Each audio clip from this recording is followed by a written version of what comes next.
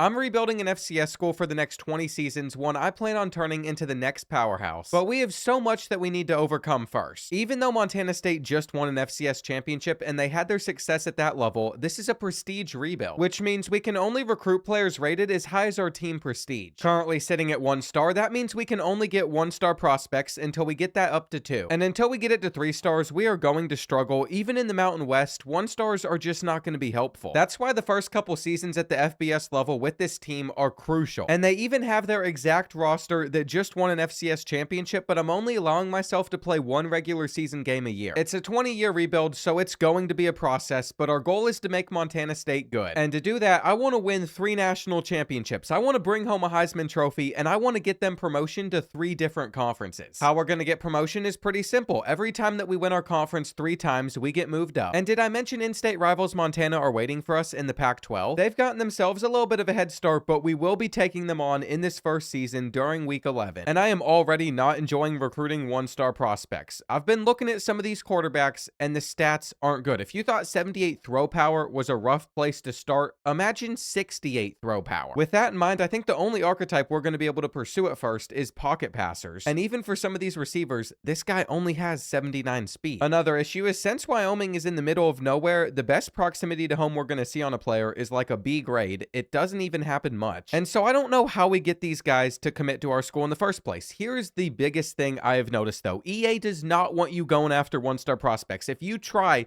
to just go after 1-star prospects, it literally will recommend you 2 stars. It won't put 1 stars up. To even find them in the first place, you have to sort by each position. And then once you sort by position, you have to sort by rating to the bottom. This is the only way that you can get 1 stars. So I think with my discovery, I have figured out that they don't even want you going after these players. Are we going to be able to build a roster in the Mountain West that can still win the conference even with that restriction? I'm not so sure. The conference is definitely one of the worst in the country after most of their teams have been sent over to the Pac-12. And I think we're going to put a lot of faith in our original roster this first season. Looking through it, I would love to keep some of these guys around for as long as possible.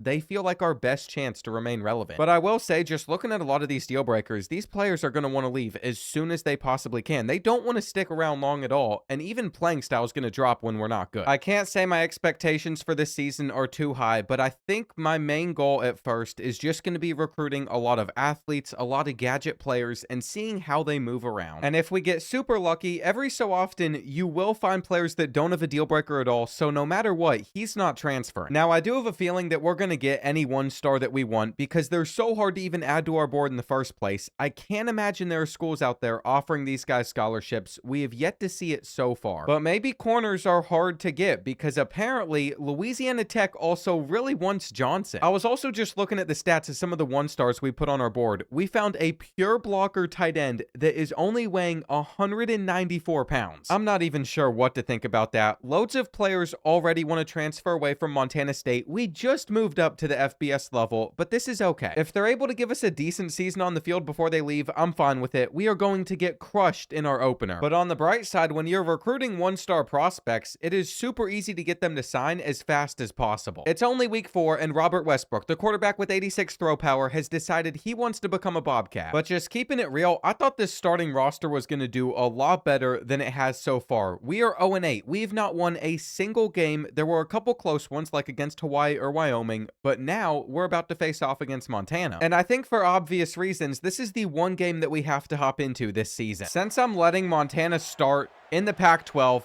they're going to have a little bit of an advantage, but Taco Dowler is going off for us. We're up 28-3 in the 4th. And this team that has been completely useless in Sim so far has actually been pretty incredible in this game, but Montana stinks. It took them until the very end of the game to even score a touchdown on us, so we're going to cruise to our first win. But for a lot of the guys on the roster that helped us do that, and I'm not sure how we're going to be able to pull off this turnaround. We finished 1-11, but I'm not sure how we're going to be able to finish off this turnaround. We finished 1-11. If we're just being honest, this new Mountain West is not a good conference, and we're at the very bottom of it. Plus, we're going to lose our 78 overall senior quarterback. Our leading rusher had just 400 yards on the ground. Receiving wise, Jabez Woods, He cares about conference prestige, which means he will probably be gone in the coming years. But I have found a little bit of hope for us. Dane Steele is a freshman route artist. He cares about playing time. His skill caps are basically non-existent, which is incredible and also extremely rare. So we're going to have him hopefully leading the way for us. I'm not doing player progression. It is all going to be on the computer. So we'll just see how this all works out. Oregon has won a national championship in the first year. That's supposed to be us 3 times in this 20-year time frame. I might have set some of these challenges to be way too difficult, but we'll just have to find out whether or not that's true. Adam Jones, sophomore running back, transferring away. Basically, any higher overall on this roster is going to be gone, including our leading receiver like predicted. Plus, if you just look at all these graduates, the team is only getting worse. I think getting any momentum in the first place is going to be the hardest part. We're just going to take guys off of our board that are going to want to transfer away anyway in the future. It doesn't do us any purpose to try and keep them recruited, even though they would sign since nobody else wants them. And I cannot believe what I'm seeing. We are in a recruiting battle for Samuel Draft, a 1-star corner. I have to know why Georgia State wants this kid so bad. We're doing our scouting. He's got 86 speed, and that's not as bad as I was thinking it was going to be, but he has 49 press as a bump and run archetype. I also just noticed the 51 man coverage, 47 zone coverage. This is going to be so bad, but maybe the transfer portal will be able to save us. I don't even know if 1-star transfers exist. I don't know if EA has set it up to work that way. It looks like they do, but for kickers and punters mainly, because when I sort by each specific position, the best that we're finding for quarterbacks is 1 2-star. So we just filled out the rest of our board with some 1-star offensive linemen. I think we're able to sim straight to National Signing Day. I thought there was just no way that we were going to see competition on any of those players. We also put 50 hours on the cornerback that Georgia State wanted, and guess what happened? They wanted him so bad, they scheduled him for a visit, and we lost on a 1-star. That means we're not signing a full class. Instead, we are going to sign 34 of our 35 players. I don't think a single one of these guys is even going to have impact development. Hang on, we found it on a defensive tackle, so Ronnie Denson. Maybe that's a name that we got to watch for in the future that could get up to a decent overall. Though I am pretty positive that we are going to have to scroll to the very bottom of this list because we just signed the worst class in the country. If you're wondering what the overall is of some of those quarterbacks that committed, it is 53 and 52, and one of their deal breakers is already being met. I don't understand. I know that last year doing a prestige rebuild like this was possible, but I'm starting to wonder if it isn't going to be in this game. We got a 60 overall running back. Is that something to be excited about? I think right now by far our best position group is going to be cornerback, and I noticed with all of these young sophomores, we're actually going to take McMillan. He's 5'9". We're moving him over to running back. He becomes a 76 overall. This kid cares about playing time, and he should easily be the starter for us. He's probably going to be one of our best players. He's a 3-star recruit, which is a very good sign. His elusiveness can get better. I hope that the computer progresses him well. We really just need some bright spots on this roster, and any dev trait that we can get is going to make a big difference. Well, Taco Dowler has stuck around for his senior season. I think he's being looked at by FBS teams in real life, so that's amazing for us. We also see that Dane Steele jumped up 7 overalls as just a sophomore, 2 pinnacles of our offense here. But what about the quarterback position? Are we really going to be relying on Grant? Are we going to rely on Chance Wilson? Both of these guys care about coach prestige, so either one of them is going to want to transfer in the future. It makes it really hard to get too invested in any of these players. We also have to cut 12 guys from this team. I might have over-recruited. You can see that a lot of these guys' overalls is not high, and I never would have imagined our team overall was going to be as low as it is, but it is just a 54. I think we're going to play that first game against an FCS school. As much as I'd like to beat Montana again, I want us to start the season strong, and I think we're doing almost no recruiting since we only have 4 seniors. Now, if we can find 1-stars that have good deal breakers that aren't going to ever transfer away, that's worth it for us to sign them, but we have 41 freshmen. And I do think the rare athlete could make an instant impact for us, so maybe Spencer is the guy of the future. He's going to be a receiver most likely. He cares about playing time. We can give him that. But again, probably not going after too many prospects. What I figured out is if a guy is something like a C+ grade, by the time he reaches like a 70 overall, he's going to want to transfer. It's not like Robert Westbrook, the quarterback I was excited about, can even get that good for us. And so I think if we're going to pick up any momentum at Montana State, we are no longer going to be caring about recruiter. This is not where where we should have been putting our focus in the first place. Instead, we want to be a tactician. We still have to reach a minimum coach level of 10 to unlock it, so we have to level up 5 more times, but this is going to boost some of our player stats. I've actually decided that I completely lied to you all for the first time though, and I apologize. I'm quickly apologizing for it because we are filling up our board with 35 players. And some of them, like John Savage, even instant committed, so maybe he'll be our quarterback of the future. But the reason for this anyway is if I scroll through these guys, you're going to notice that either they don't have a deal breaker or their grade is B+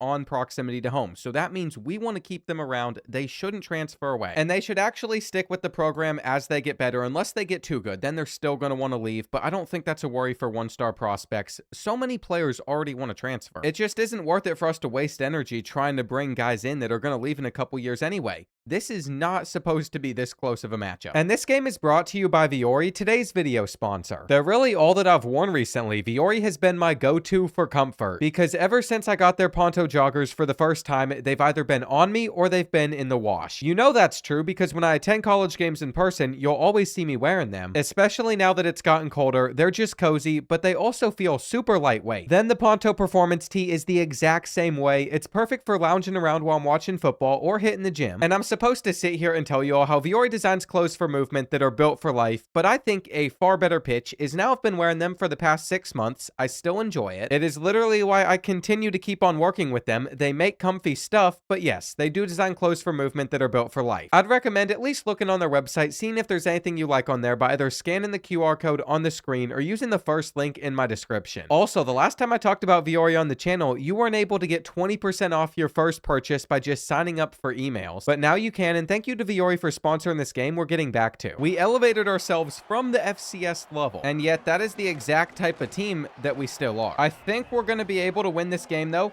As we roll out, are we able to make this throw on the run? No. That would have been asking a lot out of Vision, but he finds a receiver the next play. And so we're starting the season with a win. As nice as this is for the Bobcats, I think we know how the rest of the year is already going to go. Most of our guys don't even want to be here, so we don't need to waste our time. I can't believe how much competition we're seeing on some of these 1-star cornerbacks though, receivers as well. I mean, we're actually getting locked out of a decent number of 1-star prospects. I guess it's because their deal breaker is desirable. Some of these other teams are starting to go after them. Like, look at this. In future seasons, we'll have to adjust. For now, we're just going to get through year 2. And you know, it just hit me. I got this standing desk so I could stay on my feet at least a little bit as I record all day, but I don't think I've used it in months. Today is going to be the day that changes. By the time we made it to the end of season 2, we finished 5-7, by the way. I don't know how this is even possible. Maybe the Mountain West is that bad. We lost to rivals Montana, but we ended up closing out the season with 2 wins. It gives me some hope that maybe we can still build from this foundation. We need to get our team prestige up to 2 stars. Once we can get 2-star prospects, then things start snowballing. And for now, it feels like we're just going to lose our quarterback every season. We don't have the coach prestige to retain Grant Vigen, even though the freshman just threw for 23 touchdowns and only 8 interceptions. He was great for us. Jace McMillan, just the sophomore running back, by the way, 565 yards. It's more than we saw last year. On the receiving end, Dane Steele, no question, he was going to be our number 1. And I am left with a tough decision. Do we want to keep around some of these coordinators, or do we want to try and find better? I feel like nobody's going to want to come to Montana State that's good. At the moment, Dave Yost is a tactician, and then we got a master motivator in Joe Morris. They both gain XP a little bit quicker because for whatever reason they have this bottom archetype. So that's going to help us level up a little bit quicker. We might as well keep them around. We know every season we're going to lose as many transfers as possible, but that's okay. It's not like they were going to win us a national championship even at their peaks. And we are going to get our players into this program that genuinely want to be here. Now, we could see ourselves take another step back, losing this much talent. Typically, the highest overall players that want to transfer are the ones that end up leaving. But Takari Carr, he has a low persuasion chance, and he has decided to stay. That's big. I highly doubt we're going to be able to do the same thing for one of our better receivers. Jacob Trimble did have 7 touchdowns this year. And then we're going to see our 2 highest overalls, Taco Dowler and Caden Dowler, graduate. I think those 2 have to be brothers. I really hope that we're about to start developing some 1-star beast. As you can see, Colorado State is trying to win over this this right tackle, so we actually have to go all in just to make sure he doesn't go there. And we lost a linebacker to Sam Houston. We also lost another one-star prospect, a quarterback, James Silva, to UTEP. Again, there's competition. When it comes to finding more one-star transfers, though, there were none of them at QB, which is really unfortunate because I think that's where we could see somebody as a decent overall. There is one halfback, though. He cares about playing time, and we even found a transfer freshman cornerback that has a deal breaker for A+ playing time, so that lets me know LaMarcus Kraft is probably better in most of our roster, but he only has 83 speed. His coverage stats are still atrocious. So I have to admit, the type of stuff that we are getting excited about around here is pretty embarrassing. Even with 50 hours a week, too, that wasn't enough to win over this one-star transfer linebacker. He wanted to play for Coastal Carolina. And in total, we ended up signing 30 players from this class.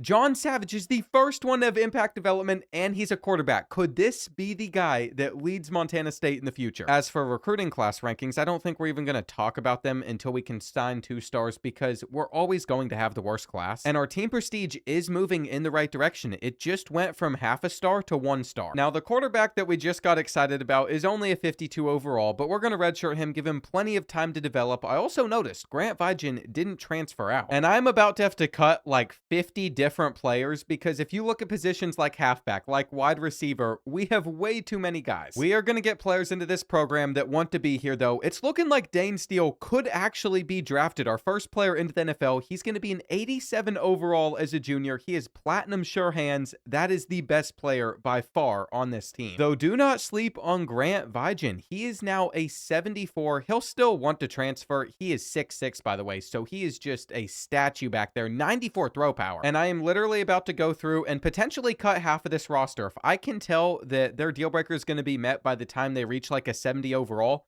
there is zero reason to keep them around. I still can't sign too large of a class, though, because we have 13 seniors graduating, maybe another 12 players transfer, so 25 guys total at the max. And honestly, the most important thing to me right now is seeing what John Savage could become for us. He is a pure runner archetype, so hopefully he does have some speed. His accuracy is capped so low. He also only has 77 throw power and then 74 speed. This is the future. This is the guy that I'm saying is going to lead us to greatness at Montana State. You know what? If we're going to get our team prestige up, I really think this could be the season for us to make a bowl game and do it because we got a 76 overall quarterback. I'm not sure when that's going to happen again. I really just want to find a 1-star that we scout and I get super excited about, but I'm not sure if that's ever going to happen. And let's see how we open up the season against FCS Northwest. Well, it looks like Parker Maddie is won player of the week. That's a pretty good sign. Maybe he's another receiver emerging for us, but we gave up 26 points. I just have a feeling as we get through more of this season, we're going to pick up plenty of losses if we're giving up 26 to them. But look at that. With 3 games left, it says that we are 5-4. We're 5th in the Mountain West Conference. We might still even stand a chance of getting to the conference championship. And less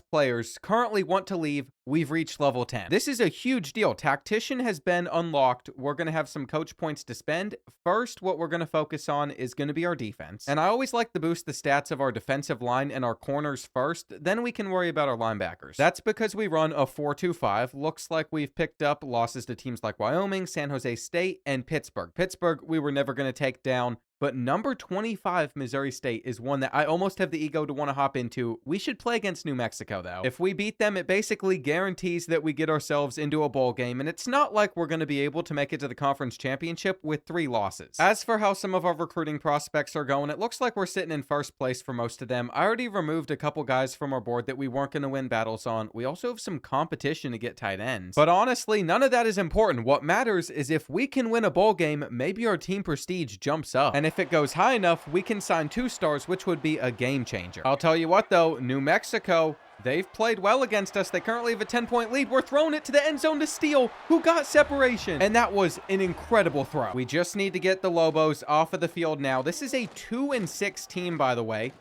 They're literally looking awful. I mean, I don't know how their quarterback just messed that up. He literally had so many ways to help them pick up a first down. Grant Vigen, though, is just going to hand this ball off to McMillan. Jace has only 42 rushing yards in this game. He's gotten 13 carries, and I don't think we're getting much separation. That should have been picked. It is now 3rd and 9, but look at the route running. Dane Steele gets open. This is why he's our best player. And we are trying to take a lot of clock with us. I want this to be the last drive. There's still over 3 minutes left, though, and we're at the 24-yard line, so it's going to be pretty hard to do. 2nd and 12, straight back to the air. We're just going to take a drag, keep the clock running. But if we don't convert on 3rd and 8, we're going to have no choice but to take a field goal. Why did we miss? Actually, I can tell you exactly why. Even with our quarterback, he's not the most accurate. So it is on our defense to get that stop, and we gave up the angle route. With 90 seconds left, New Mexico really doesn't need that much, and they are getting closer and closer to field goal range. We have called our first timeout. I'm expecting them to run the ball, but with an RPO, need to make this tackle. I don't know how we got through that. And they're not taking clock with them yet, which is good. We send a blitz. We send a blitz. If you think that you're going to be able to only block 5 and have success versus us, you're going to be wrong. If we just make sure that hits the ground cleanly. No PI, no nothing. We're going to get the ball back with about 45 seconds left on the clock. And I am bouncing around. I woke up today, got a haircut, and on my way home, I decided, you know what? I want to get some coffee. So I got a cold brew. A little vanilla in there. Can't say it tasted the best, but it was low on calories. And the amount of energy I've gotten from it is a lot. Now, we still need a decent bit of yardage because it's not like our kicker is the best in the world. We're going to find Cock off of the drag. And it looks like we're just handing it off on 3rd down. I thought this was going to be a passing play. We can call one of our timeouts, though. And for the guy that made this very realistic Montana State team and roster, I would love to know why we selected Toledo as the home stadium, because it doesn't look realistic. There's just too much branding around the stadium. That pass did not work. We're diving down, taking a timeout with 1 second left, and that's going to make this a 46-yard kick, but they iced us before we could do it. Okay, this is a legacy kick right here. Put Montana State to 6 wins on the year. And the Bobcats are most likely going bowling. If we aren't, I'm going to be so salty. By the time we get to the end of the season, we signed Junior Ulu. That was one of the tight ends another school wanted. And we are officially sitting at 7-5. We even beat rivals Montana 28-10. We did lose to Missouri State, who's having a great year. But that's okay. We were actually in a 4-way tie. We could have gotten to our conference championship if we just got lucky with the tiebreaker. The Mountain West is just horrendous, but who cares? We're about to find out which team we are facing in our first bowl game at the FBS level. Boise State quarterback Taven St. Clair won the Heisman Trophy. They're in the Pac-12. That's a conference that we'll have to join in the future. It's going to be Buffalo. And we are playing in the Snoop Dogg Bowl out there in Arizona. Now, the Bulls average a little bit more points per game than us. We only rush for 76 yards per game. But Jace McMillan still has 762 rushing yards on the year. And this is the moment we have been waiting for. We win this game in front of all of these people, and we could potentially be a 2-star team prestige. Looking at our season stats, we pass the ball 78% of the time. But that hasn't necessarily worked out for us here, going down 2 possessions. There's only 5 minutes left, so the pressure is really on. And the comeback route just got completely boxed. We were throwing that no matter what. It was a huge mistake. It's not like our offense had a good day at all. In fact, we just made it to 20 points. The onside kick is not going to be recovered either. We might give up a touchdown off of this. And ultimately, the Arizona Bowl is going to go to Buffalo. I think the worst part about all of this is Grant Vigen's going to leave us. There's no way that he sticks around. Jace McMillan still has 1 more season, and so does Dane Steele, but he didn't have the most yards on this team. And we just saw 111 tackles out of senior linebacker Neil Daly, but he will be gone. We really didn't get many sacks at all. As for the national champion, that's going to go to Ole Miss. And we are just crossing our fingers that we can convince Grant to return, or some of these other guys trying to transfer away. Both of those top ones, though, don't want to return. Nobody wants to come back to Montana State. With all of those losses, plus graduates like Taden Gray, an 80 overall corner, and then some of these other defensive starters, I don't know what the team will look like. But I will say we are starting to see less and less players that eventually want to leave the Bobcats and jump to a bigger program. As for guys we could pick up in the transfer portal, we're starting to see more 1-star prospects available. These guys are all 1-year rentals.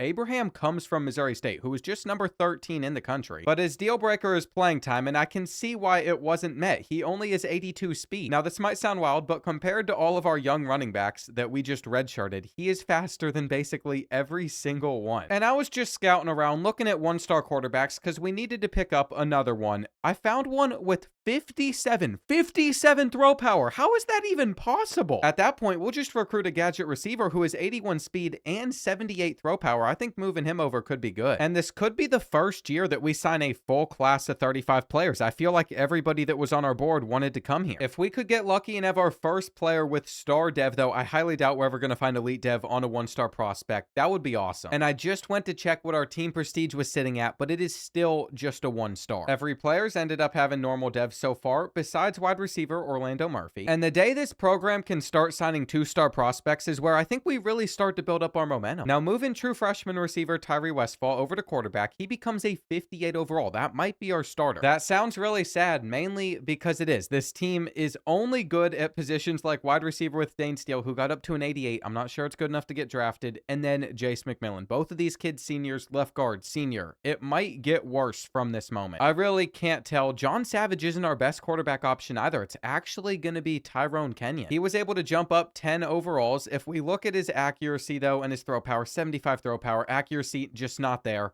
We might not win more in a few games this year. Last year was our best chance to win a bowl game. As a 52 overall team, we might be in some serious trouble. We just had to cut so many guys as well. We got 51 freshmen, 12 seniors. I think we're going to hold off on recruiting basically anybody this year. Outside of the few positions that we do still need to add some depth to, we don't have enough offensive linemen. We also don't have enough edges on this team. But this whole year might be a disaster. We're going to play the final game of the season and see where we're sitting by the time we get there. Well, I guess things could have been worse, but we still went 3-8, which is not good. We're basically just regressing as a program, losing so many games in a row. UTEP just beat us by 9, and they're typically pretty bad. But you have to keep in mind, this roster is built out of 1-stars. They're just starting to develop, though we did have a few really good seniors we're not going to have next year. And I don't know, we might have peaked with Montana State football. It's really hard to tell. We also probably should have switched up our playstyle. I think we're still running an air raid offense, even though we no longer have a high overall quarterback. And it is on Kenyon to help us close out this game and pick up the win. Currently, we find ourselves on a 3rd down. It's a great catch from McMillan, though, and they're pressing Steele. If they don't have safety help over top, we were going to throw it to him. Though we don't know if Kenyon even has the arm strength for it. They continue to get help over top, and that throw still brought in by McMillan. He is our saving grace in this one. We only need a field goal. He's about to lose 3, though. And so it's 4th down. Our drag is open, but we can't reach for the first. So this game is over unless we're able to get the ball back. I mean, San Jose State is one of the better teams in the Mountain West Conference, but I really had faith we could beat them. 3rd and 4, they are throwing instead of running, and they got the post. They got the post. Hang on.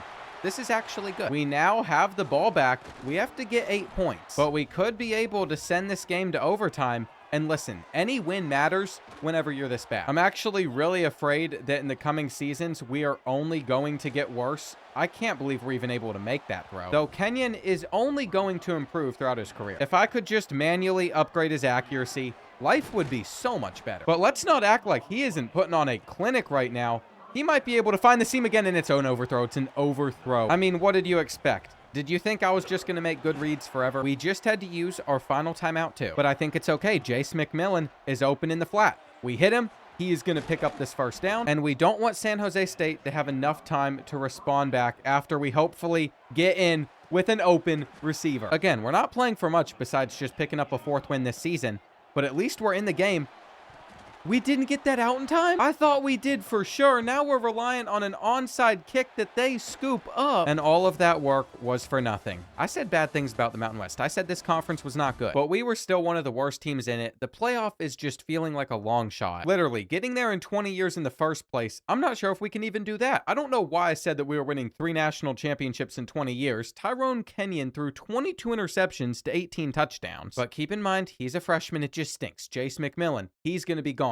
We're also losing David Willies because he cares about proximity to home. This is why we needed to get guys that didn't have deal breaker issues like this. Apparently, not enough playing time for the senior receiver. Dane Steele was horrible. He had the worst season of his career, but I guess he didn't have a quarterback that could throw him the ball. And he's still projected to be a 5th-round pick. Neither of these guys projected to get drafted, and we have 48 overalls. 48 overalls, mind you, transferring because they're not happy with their playing time. It's just a joke at this point. I really hope that David Willies returns, but he will not be persuaded. And we also couldn't get our 73 overall sophomore edge. We have to get guys that don't have deal breakers like this. That's That's the first thing I realized after season 1. I don't think this is going to help our pro potential grade too much, but let's look at our board. For the players we signed, we got all 10 of them. And I have gotten a little bit curious about the players that are transferring away from Montana State. I wanted to see what their transfer rating was. It blows my mind that George Hills is a 2-star transfer. This dude was like a 60 overall. But I figured we'd be able to convince most of them to return, and that is what we've done. We've also picked up a couple other transfers. Again, their overalls are not going to be great, but we just need to have some good enough seasons to get our prestige up to 2 stars. It's currently sitting at 0. We are as bad as we can possibly be. This kid cares about playing style, so there's not many places we can place him. He's going to want to transfer no matter what. I think we brought him in to be a tight end, but we have a lot of those. And my plan to fill out that position group in the future anyway was recruit receivers, let them develop for a couple years, then move them over with another season of development, and also making sure our linebackers are getting the biggest stat boost that we can find. We've now been able to produce a roster that looks like this. I don't think there's anything from this training result that's going to make you super excited. We're going to have a quarterback room with a 71 overall. John Savage took that step forward, and we are immediately going to make him our starter. We got 3 seasons with him. His accuracy, I would really love if it maxed out soon in the future. He's got 84 throw power, and his skill caps are horrendous, so he has to max out his stats at some point. Receiver-wise, we're going to get a +7 on Matt Roy and a +12 on Orlando Murphy. This was the impact development kid. He might only be 5'6", but even though he's capped out at 82 speed, I think he could get up to like an 80 overall. And for the first time in this rebuild, we didn't get too big of a roster. In fact, it's in a great spot at the moment. There's only 3 seniors on this team that want to leave after this season, so we just need to make sure that not too many players transfer away. And every year, I'm still looking at a couple athletes because I think someone like Barry could actually be a really good defensive lineman for us, but there's not many we're going to get. See, once I scout these guys, most of the time I realize they're no good, but do we still go after David? He's a gym. He only has 67 throw power. I mean, he seems like a horrendous player to land, but I think he's the first 1-star gym we have found this entire time. We'll see where this team is sitting at in week 9. That's when we take on rivals Montana. I want to hop into that game. They've had some time to continue getting better than us, and unfortunately, that is kind of shown throughout this season. I would have loved to pick up a couple wins in some of these closer games, but we were never going to make it to a bowl anyway. Though what we did do is we landed our first 1-star gym. As for Montana, they're enjoying being in the Pac-12. They're a 66 overall, but that doesn't matter to us at all. We're not going to lose to them at home. Currently, we're up by 2 possessions. We got them on a 4th down, and they really thought they could throw this deep.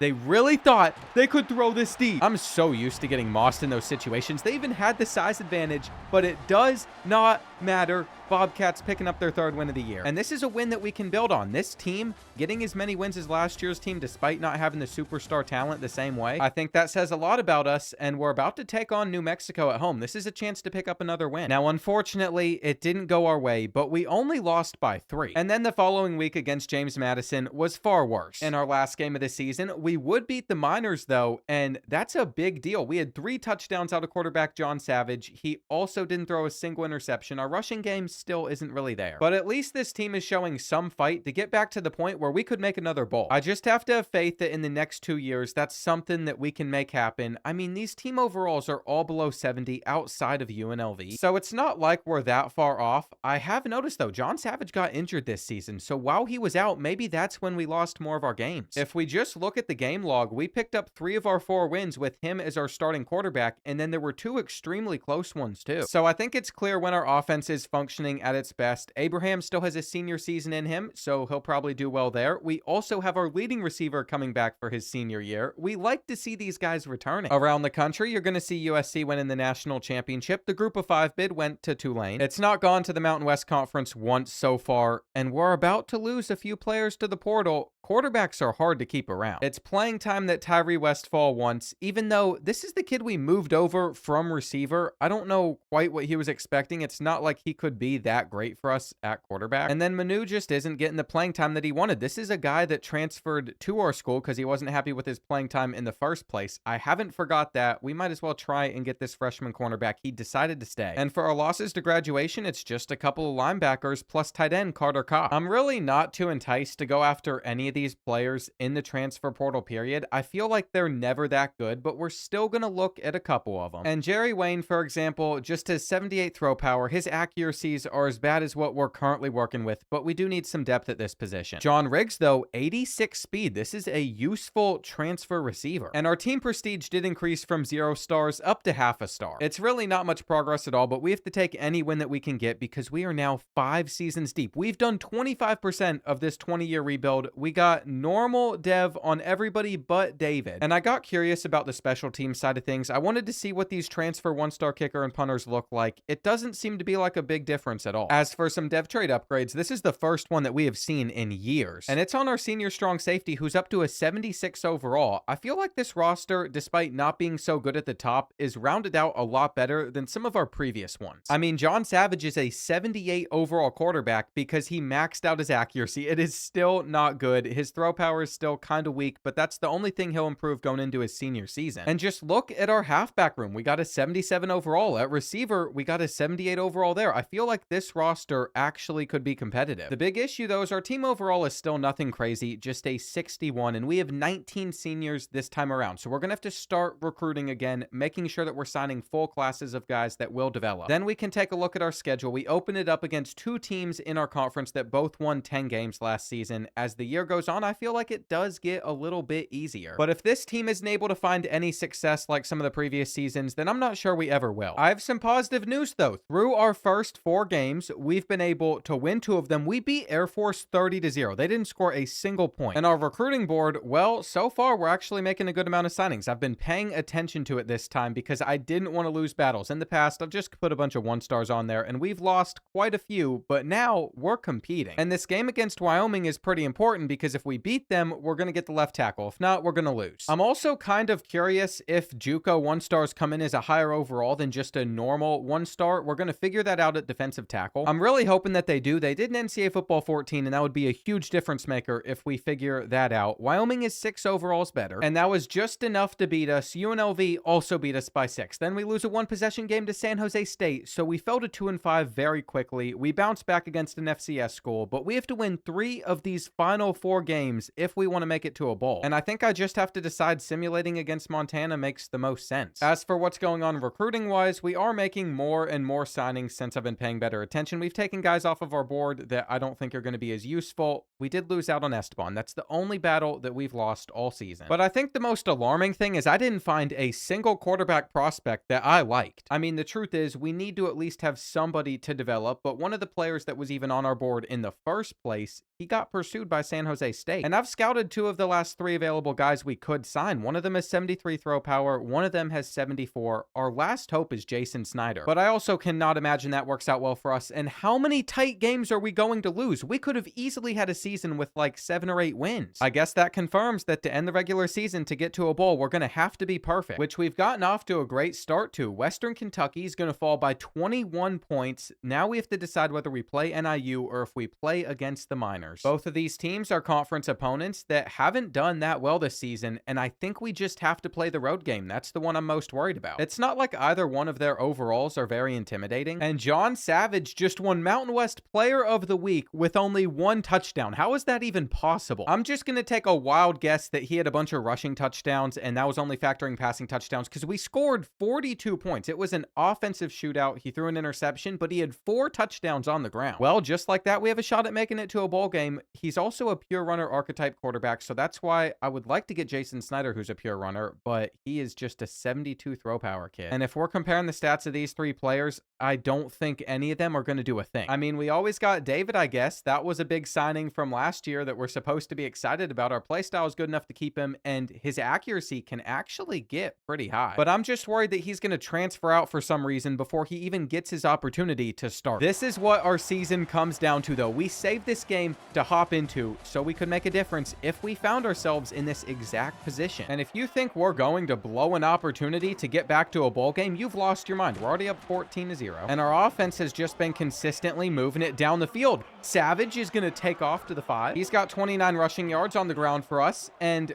we were just going to throw that bubble no matter what. We knew that one of their guys was just standing offside. So my hope was he's going to stay there and we'd get an easy touchdown. But instead, we're going to have to work for it a little bit more. And you can see they've left open these receivers on that side. Just got to make a quick read. John Savage almost throws a pick. And it's like they know that we wanted to run a quarterback blast with him because they were countering our run by having a bunch of guys in the box. They didn't account for the scramble, though, and once we got ahead, UTEP was not pulling off the comeback. They scored a touchdown in the final seconds to make that look a little tighter, but we did prove to be the better team, and I feel like this is one of those rebuild challenges that really cements legacy. I'm not kidding. If I can find a way with all the restrictions we got to get this team a championship in the future, I feel like that's one of the more impressive rebuilds I have ever done. And we've continued to stick with our coaching staff. I've not switched up a thing there. We all know what matters the most to us, though. Whether or not we made it to a bowl game, we went 6-6, so we're at least eligible for it. We get to play Montana in it as well. This could not have worked out more perfectly. By the way, if you've noticed their logo is missing above their team text name on that one little part, it's because their logo, for whoever created this team, made it white. I don't know why they did it like that, but we're hopping straight in. I'm glad we get a chance to play them. As we approach the end of this first half, we're up 7-3. But we really want a touchdown, and if we set our feet with John Savage, he can easily throw that. And that play has been a huge moment in this game because points have not been easy for anyone to come by. As you can see, we just held them on a 3rd and goal from the 10, so they have no choice but to kick a field goal, get this one within 5. And now that I've been standing on my feet for a few hours, my legs feel like absolute jello. Probably a sign that over the last few years of just sitting in a chair for most of the day, they're getting weaker. It's not like I got weak little skinny legs either. I played soccer my whole life. If there's any muscle I got, it's on my thighs. But I do wish at some point I ended up kicking for the football team. We need to make a play with Abraham. He is short by 2. And I don't know if this is something that happened to any of you all when you were younger too. They just got a flag on that play. Hang on, before I even tell my story of concussions, we are getting the bailout of the century because now Montana won't get the ball. Anyway, by the time that I was 11 years old, I had 3 concussions. Some of them are my fault, some of them are not. But because of that, my parents never let me play football. Now, when I was doing soccer my whole life, they almost made me wear headgear. I wouldn't have wanted that. One more concussion would have been on me, though. Anyway, the worst concussion I picked up, I think I was like 6 or 7 years old. Not trying to make a reference. But anyway, this is a life-altering moment. You know those big old exercise balls that are super round? Balls are always round. Anyway, those huge balls, no pause. Like, I'm talking like they're about this big. They take up all of that space. I tried to stand on one of them. Not only did I try to stand on one of them, but I did this next to a coffee table. And it was like 2 a.m. Anyway, it didn't go well. Of course it didn't go well. I fall over. I bust my head open on the corner of the table, and my parents rushed me to the hospital. Anyway, that's concussion number 1. It's the worst one I got. The rest was just from contact, whether it was playing basketball or from playing soccer.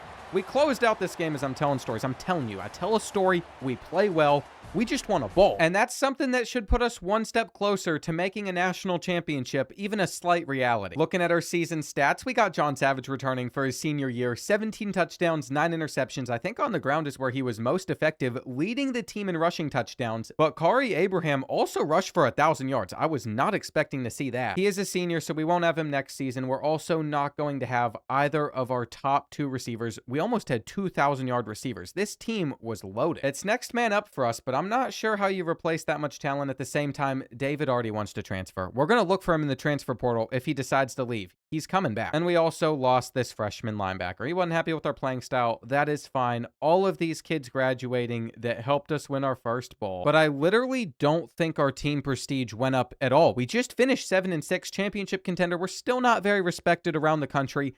How are we supposed to get 2-star team prestige? We can't be stuck with just 1-stars for that much longer. We do have some more hours to spend than we have in recent years. So I'm expecting us to close out some battles, but what are we even looking at in this transfer portal? We only have 3 guys we can add to the roster. I don't think they're going to be very good. And we are locked out of going after David, all because he decided to care about playing time as a true freshman. You are a 55 overall. You were not starting. It is what it is. Now we have 3 quarterbacks I want nothing to do with, who are not accurate at all. We're trying to sign, and no one else wanted them. I'm not shocked that we were able to get all 3. All of the normal dev traits besides star on an edge rusher. Larry Handy could be the best player we have seen. We also got impact on corner Vince Shelley. That is some good additions for our defense. But having anything other than normal dev trait is so rare for 1-stars. We actually got a better class than Liberty. As for looking at some of the guys that we signed at other spots, we know that we could make a couple gadget receivers quarterbacks if it's needed. We might be doing that next season. If we look at our training results, this roster is a little bit worse than what we had last season. So I'm not sure what to think about this year. I feel like for most of our players, except except for a couple spots, they're going to be maxing out their skill caps. And Orlando Murphy, that 5'6" receiver, is up to our second best player. I have a proposition though. Can I do manual player progression? I'm not sure how much of a difference it would really make, but I'm just noticing for a lot of our receivers, the computer is putting points into elusiveness and power and IQ before our hands and route running. And then if we're looking at like our free safety that is a coverage specialist, his coverage isn't the first thing getting maxed out. We only have so many skill points these guys get with normal dev. I just feel like it's not being maximized the right way. This might very be quickly turning into just the 1-star only rebuild too. If we can't get our team prestige up a bunch this year, we're going to be stuck. I don't like that we're going to have to cut some seniors that were really useful to us just because we don't have the roster size. But that is how things go when you sign as many players as we did. I've also noticed on George McCollum, he was the JUCO. He comes in as a junior, 53 overall, just like the true freshman. So we're never going after 1-star JUCOs. And I'm afraid we're about to sign too large of a class yet again, because in the future, we're going to need a lot of freshmen sticking around so we can continue this cycle of success. We don't want to replace just 20. We want to get like 30 guys in here. I would really like if I could find a good quarterback for us to lean on to. This kid's a JUCO and his stats are horrendous. I don't know why I even had him on the board at first. These other 1-star, 71 throw power, and then on Elijah Kellum, we're going to see 78, which is just going to give more merit to my theory that recruiting gadget receivers and moving them over is a better option. Like Victor would have 82 speed. It looks like this kid would have 81 with 79 throw power. Their arms are stronger. They're also faster. And I know their accuracy will most likely never be that great, but they could probably become just as good of a player as John Savage, who only has 77 speed. He feels quicker than this. For all the normal dev quarterbacks that we have brought in, some of their accuracies can actually get up there. But I have a feeling that most of them are going to transfer out anyway. We're going to redshirt every single freshman we just brought in, and we're going to start building towards the future while hoping this team is capable of picking up like 7 or 8 wins. It doesn't have anything to do with on-field results, but I have some great news. We have signed a player like 3 weeks into the season, and it's an offensive lineman. Those are typically some of the harder 1-stars to get, but it's not the only place where we have good news. Apparently, we've been able to start this season 2-0. We're about to face off against Hawaii. I feel like they've typically been pretty good, but I feel like we could get to the New Mexico game sitting at 3-1, and that'd be massive for us. We need as many wins as we can pick up to help out our prestige. Apparently, though, we are just not going to beat the Rainbow Warriors. They smoked us 49-17, and it's got me wondering if we're going to beat Air Force like we did last season. I mean, we won 30-0, but for all we know, they could have gotten better, and they did. We lost by 3. That is our second conference loss already. We can basically write off any chance at making it to the conference championship. This team is just so disappointing. It was supposed to be the best season we have had, and then we literally go on a 3-game losing streak after starting so strong. It's official. Whether you like it or not, we are going to be able to auto-progress players, and we're still leaving the penalty at 25%, so it's not like we're getting some huge boost from these guys. But I feel like if we're ever going to take steps forward in the future, we are going to need that type of assistance. Literally 78 speed on an athlete. If he was a 3-star contested specialist, he'd have like 88 speed. These 1-stars are so bad. I was so naive to think that this team was actually making momentum as a bunch of 1-star prospects. We have lost basically every game this year until we got to play against an FCS school. I don't know how we started 2-0. We can go into tactician. We can become a little bit better with our offensive line, but this isn't going to save this team. And I'm not sure I really care what happens in our final 2 games anyway. Even though we bounce back against Northern Illinois, who doesn't have a single conference win, it is impossible for us to make it to a bowl game. We'll play against the Miners, but we haven't really been playing for much because it was over in the first half. We knew we were the better team. It was no secret. They've had a bad year, but a win for us doesn't even change anything. It really won't matter. We're still about to lose John Savage to graduation, our best quarterback yet. And if you thought we were bad this season, next season has to be worse. We're not going to have somebody that's capable of throwing for 200 yards, but transparently, I am hoping with being able to choose how some of our guys progress,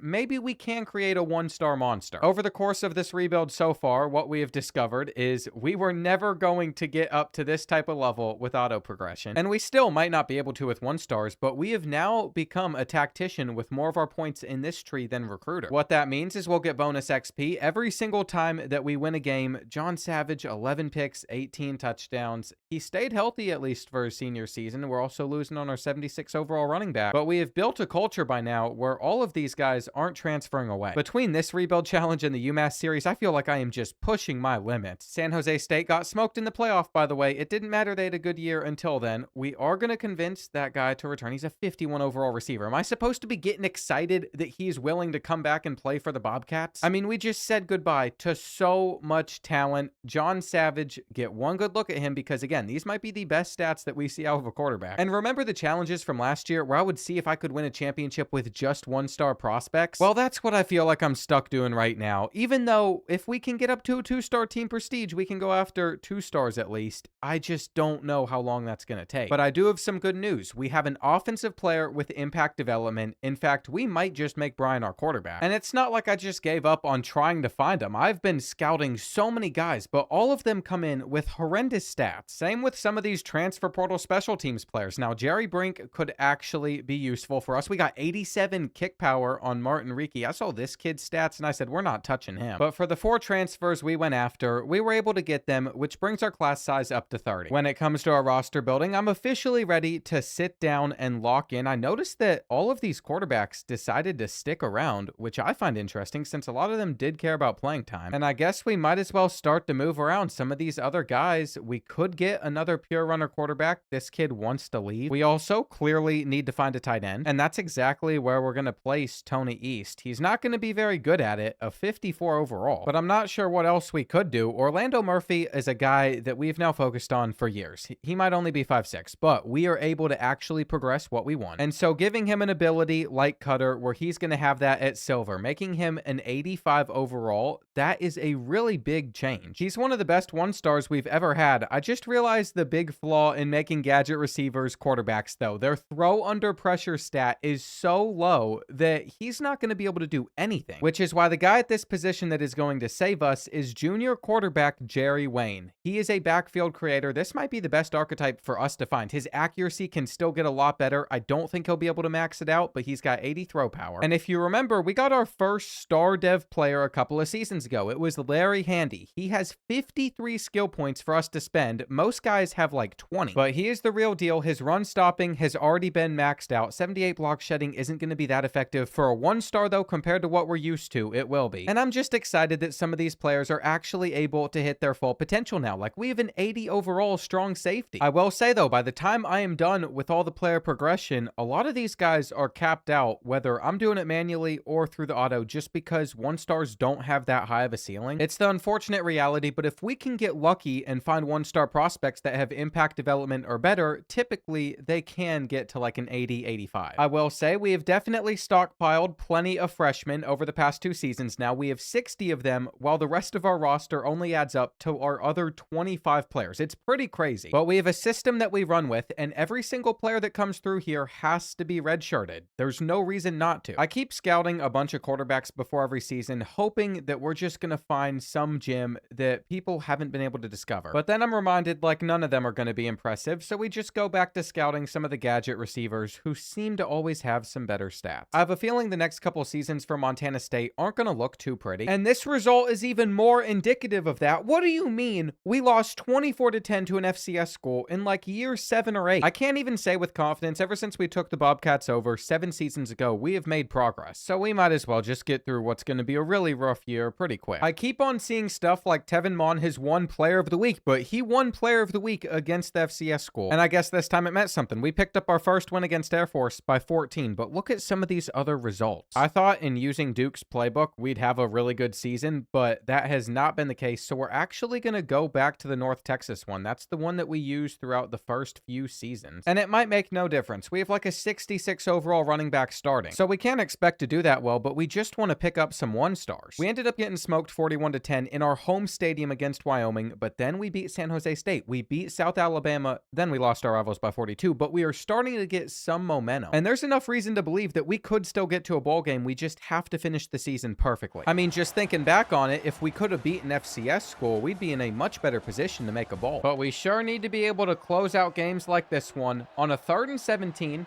New Mexico is going to pick it up. New Mexico down by 4. Just got 30 yards. And we'll probably let them do that again on this 3rd and 10, except we got in some pressure. It is so rare to see us actually get to the quarterback. I'm shocked that we even held them to 13 points in the first place. We don't have the speed to pull off a return. But currently, we're just going to keep running. Our running back, Angel Garrison, is literally averaging just 2 yards per carry. And that's on 17 carries. He has 37 total yards, which is why we tried to pass there.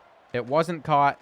Wayne is going to scramble, and he won't fumble either. Jerry Wayne is not a good quarterback, though. Nobody that we've had is a good quarterback. We've had a bunch of guys I despise using in any other situation, but sometimes they make plays. About 20 carries in, Garrison finally breaks off a run. And New Mexico is now out of timeouts. This could be a win for us. Pitching it over to Garrison. We just didn't pick up our block, but the spin was so good that it simply does not matter. We pick up our 4th win of the season, and now we're about to face off against Western Kentucky, and then we got one more, I think, UTEP. I will say they do feel like they're winnable games for us, though Western Kentucky's currently 6-3, which is why I'm not shocked they beat us 35-13. Then we went on to hang 59 points on the Miners defense. I don't know where our offense was the entire season, but Jerry Wayne finally got things going. Maybe that's a good sign headed into his senior year. It's just frustrated we couldn't do that sooner, because one other conference win and we might have seen ourselves in a lucky tiebreaker for a spot in the conference championship. The season ended with USC winning the national championship, but Kent State and UAB are 2 programs I never thought I would see in the playoff. Maybe we can eventually get there too. We had 3,400 passing yards, 15 interceptions though, so Jerry Wayne definitely had his own fair share of turnovers. Angel Garrison rushed for 3.1 yards per carry, but he's a freshman. I don't want to be too harsh on him. It just sucks because Tevin Mon is going to graduate. He was a 1,000-yard receiver. We also lose Orlando Murphy, who couldn't quite crack it. And it feels like anytime we get a generational 1-star in our program, they just don't end up succeeding. I don't know why Elijah Kellum already wants to transfer away. He's not going to find playing time anywhere else. His accuracy skill caps actually are not that bad. And Orlando Murphy is probably a few overalls still away from being drafted. These are our best starters, once again, leaving. If we can't consistently make it to a bowl game, then our team prestige is just going to stay at half a star. We have to have like back-to-back-to-back good seasons to get it up to 2 stars. And then we're relying on 2 stars to take this program to the next level. I think we've already signed our fair share of 1 stars this season. I don't want to cut anybody, but a little scouting never hurt anybody, just to find out that any of these guys in the transfer portal are just as useless. 87 speed could be the highest that we have found on a defensive back so far, though. He just has 46 awareness. And the beautiful thing about having an 82 overall punter is we can just switch him over to kicker. He has impact development. That's why he's this good. With all the cornerbacks that we've been able to stockpile on this roster, we better start moving some of them around because we need some better guys at safety. And eventually we will take some of these receivers, the gadget ones, and make them running backs for us. But I still think we should wait at least another season. It's all a process we need to be patient with. This is what the roster's looking like before player progression. It is 5 players above a 73 overall. One of them's a kicker. But you know what? I think Jerry Wayne is going to be able to get close to maxing out his accuracy. He's the most accurate quarterback we have had our entire time here. And Angel Garrison is an 84 speed sophomore running back whose elusiveness has already been able to get him 90 change of direction. What I'm most excited about is a freshman like Quincy Riggs, who is a pure blocker. He has a lot of room to grow as a blocker. In fact, I think he's going to become a tight end that is draftable by the end of his career. And Larry Handy is already starting to reach his ceiling as a power rusher as a sophomore. It's kind of crazy, but his power moves is maxed out. His run stopping maxed out. His IQ maxed out. So even when some of these players have really good dev traits, it stinks once they've already reached their full potential. I do like how this roster is developing, though. Some of our best players are on our offensive line, so we have built a wall up front. I mean, we have a 77 overall or higher starting at every position. And I actually think that Elijah Kellum could be our quarterback next season if he doesn't transfer away. I want him to stay now. He might only be 5'9", but look at his accuracy. It can get better. His IQ can increase a bunch. His throw power is his biggest weakness. But I think instead what's going to happen is we're going to get stuck with the former receiver as our quarterback, who has already reached his peak. He has the same arm. His IQ cannot get that much better, but at least he can get quicker. I'm not really happy with either option. Our receiving room hasn't looked this bad in a while, but that's just how it is sometimes. times, and I figured out the perfect way to get Elijah Kellum to stay. All we have to do is get rid of the quarterback in front of him, and now he'll be next up caring about playing time. Due to the fact that 90% of our roster is either sophomores or freshmen, we shouldn't have to recruit like it all over the next 2 seasons. And the ideal goal in that time frame is we get our team prestige up to at least 1.5 stars each year, just increasing it by a half. But there's only one way that that can happen, and that would be by winning games. It's probably been a while since we've decided to open up the season playing the one regular season game that we can, but I want us to get off to a strong start. And we are really looking for a big stop at this point in the game,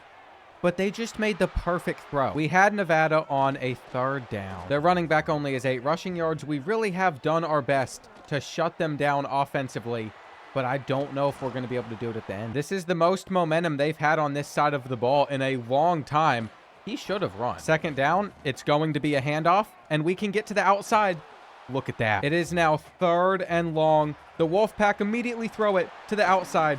Here we go. I don't know if they're going to snap this before the 2-minute timeout, but they decided to, and we're really relying on our coverage to knock that ball out. We got our stop, but we need 1 first down, and you know who's gotten a little bit better. Garrison, now being a 72 overall, he's going to take that in stride. He's also going to spin out to get around defenders. But I do have some bad news. All of that was a little bit too soon. Since we need 1 more first down still, they could get the ball back, but Wayne is going to have enough. And I never want to rely on Jerry Wayne to pick up something like that again. I'm really hoping this win is going to put us in the right direction throughout the rest of the year. But we always seem to start the season facing off against a team like Hawaii, who is way higher of an overall. Now, I'm going to ask you all a question. 7 games into the season, what do you think our record is if we lost to Hawaii 58-14? And then UNLV the following week 68-15. Just think about it for a second. You got your answer. Okay, time to reveal the schedule. In the weirdest turn I think I have seen through sim results, we are able to be sitting at 4-3. Air Force is never good. Wyoming smoked us too, but then we got close wins against San Jose State and Missouri State. And even though we've already lost 3 conference games, we have a real shot at getting to a bowl. There are matchups along the way, like this one against Montana, that I really wish I could hop into, but we started the season playing against Nevada. But ultimately, it is going to be worth it, because this is what Jerry Wayne did versus New Mexico. We lost the week before. It was a tight game, but ultimately our in-state rivals prevailed. But now that we have beat New Mexico, we have to beat an FCS school, and we are bowl eligible. It won't matter what happens against Western Michigan or UTEP. As much as I could sit here and be like, I'm crossing my fingers, we should at least win 1. I'd be shocked if we didn't, and we didn't only take them down. It was a 4-point game. We also beat Western Michigan. Our non-conference schedule really wasn't that bad, so we're 7-4. I think we have finally figured out if we want to have success with a bunch of 1-stars, we need to have a senior offensive line with all of our guys above a 77. And that truly might be the answer. We just doubled our score against the Miners. It was such a strong finish to the year, but unfortunately, we don't find ourselves in the conference championship. That would be our best opportunity to gain team prestige. And you best believe we are going to be spending all of our tactician points over on our receivers and tight ends. Next up, we're going to be improving our quarterback's accuracy. Finally, we'll work on running backs after that. And even if it has taken a very long time, we are making improvements. Now, Penn State had a receiver with almost 2,000 yards. Really good for the Nittany Lions. I don't think they've ever had a receiver do anything like that.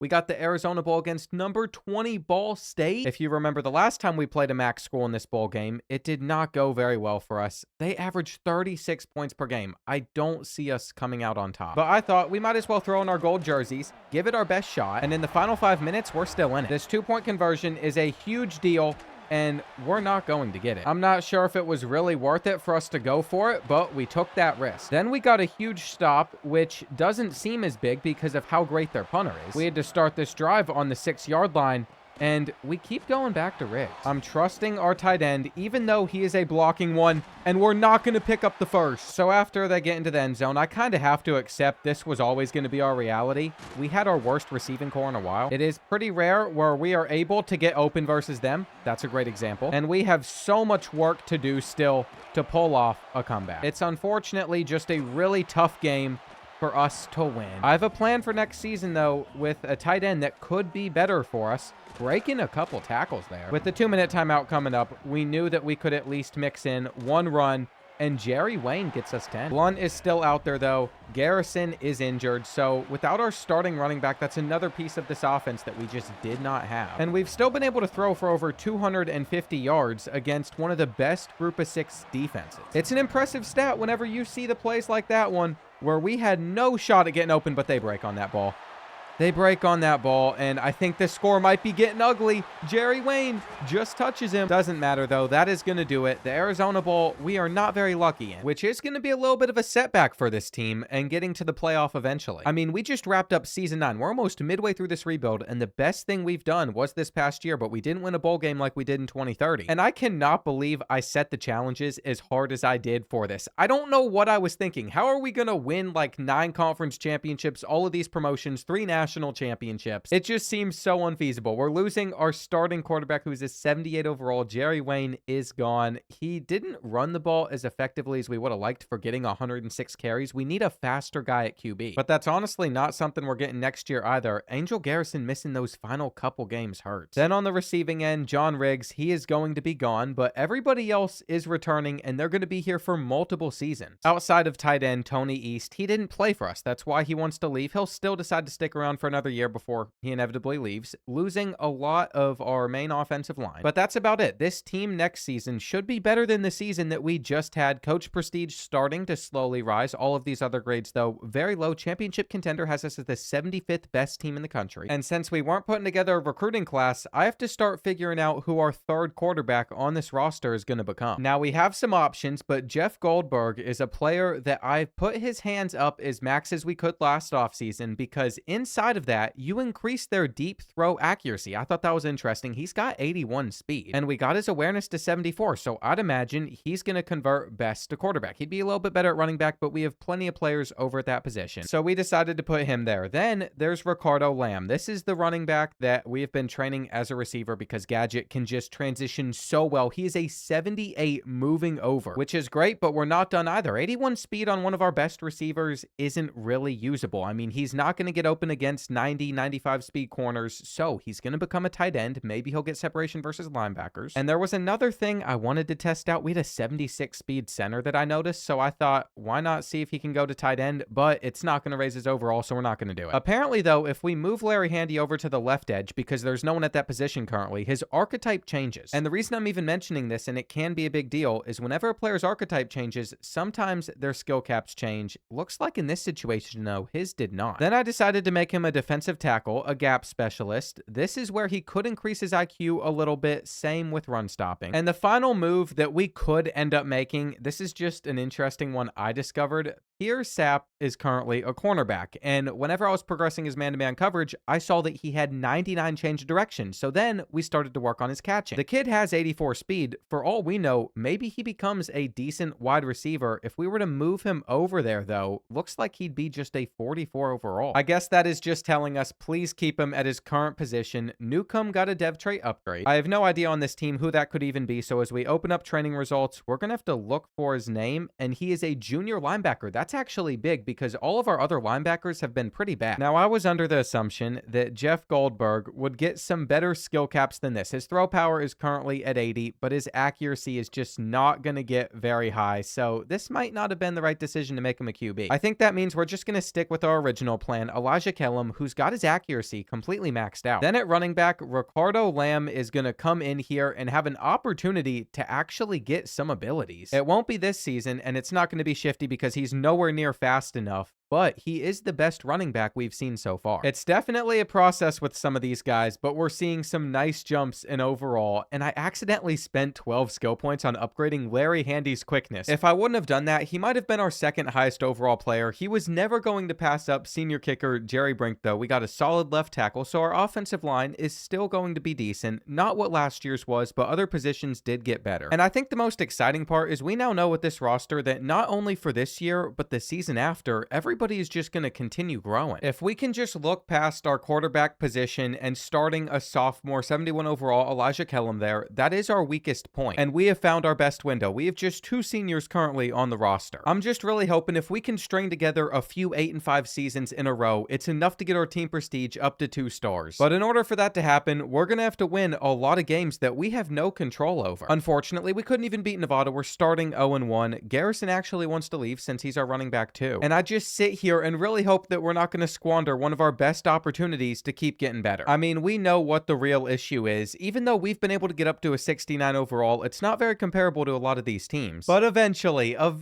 we were bound to have a breakthrough game, and it came at the hands of Lindsey Caver. Now, it wasn't at Hawaii. Scoring 17 on them wasn't enough to get us a win. While it was against UNLV, the following week, our defense gave up 35 points to Air Force, but we still came out on top. And we're still not able to recruit any players. Since we have almost a full roster, we'd have to encourage some of our better older guys to transfer next season if we did. And that means all we can worry about this season is how we're doing on the field. Look at that fourth quarter performance to beat Wyoming. Before then, our offense really wasn't doing that much. And now that we're sitting at 3-2, I actually want to hop in against San Jose State because I feel like this is a great chance for us to get to 4-2. If we're able to win this, it at least keeps that slim hope alive that we're able to make it to our conference championship. And as we end this first half, we know that we have a good kicker in Jerry Brink if we can't score. So we're guaranteed 3 points, but I would much rather get a touchdown, and we just got closer. We probably should have switched up Lamb's number. Wearing 87 as a running back's a little crazy, but the former receiver takes it in. So we're in a great position headed into the second half. All it's been about as well is just running out the clock versus the Spartans. With 2 minutes left, we remain in front and in control. It makes me wish that we could play more games, because if I could, we wouldn't be so stuck relying on Sim. And I think we'd actually be able to find a little bit more success with some of these 1-stars. If I was playing more than one regular season game a year, though, this video would quickly turn into like a 5-hour one. So we continue to sim. Losing to Western Michigan doesn't affect our standing in the Mountain West Conference. We still have to face off against New Mexico and UTEP as conference games on the road. And all that means is the Montana rivalry doesn't mean as much to me this year because we have a real shot at just winning those two and potentially being in that conference championship. Of the 2 Mountain West teams left on our schedule, the Miners never seem to give us issues. New Mexico, they're 63 overall with a 59 offense. So in my opinion, we should be able to beat both of them, and we've taken down the Lobos at least. Still one more conference game left. I am at the point where we can boost a couple more stats inside tactician, and I just want to make sure our quarterback play continues to get better. It is the weaker point of our team. Elijah Kellum, we're going to continue to boost his accuracy up as well. He has earned 4 skill caps throughout the season, and I thought at the very least this team would clean up against Akron, who is now 2-9. We were their second win of the year, but no, we lost to them by 2. We lost to Montana by 18. And it doesn't have me very confident going into the last week of the season where we are in the conference championship. All that we have to do is beat UTEP. It's not like we even have anybody on the injury report, so we are as healthy as we could be. But I feel like we haven't been healthy all season just for us to lose some of the games that we have. This team is better than last year's. The only difference was our offensive line regressed a bit, but who cares? We are in the conference championship. I don't even know what the score was. That is what popped up first for us, and we beat them by 5 points. It looks like we had 5 field goals in this game too. As for the Wolfpack, they are easily the best team in the Mountain West this year. They're sitting at 9-3. I was worried about Hawaii being that team, but they've seemed to struggle a bit more. And it really paid off that we never switched up on this coaching staff. So we're going to extend both of them. Our coordinators deserve to stay. I don't want them going anywhere else. And let's play the most important game of this rebuild so far. It took us 10 years to get to the conference championship. We cannot mess this up like we have some of the bowl games. I really don't know how our team prestige is going to look, whether or not we win this game, by the way, because if you look at some of the other teams around the conference, the only team that's at a 2-star prestige is Nevada. So winning the Mountain West Championship might not hold that much weight.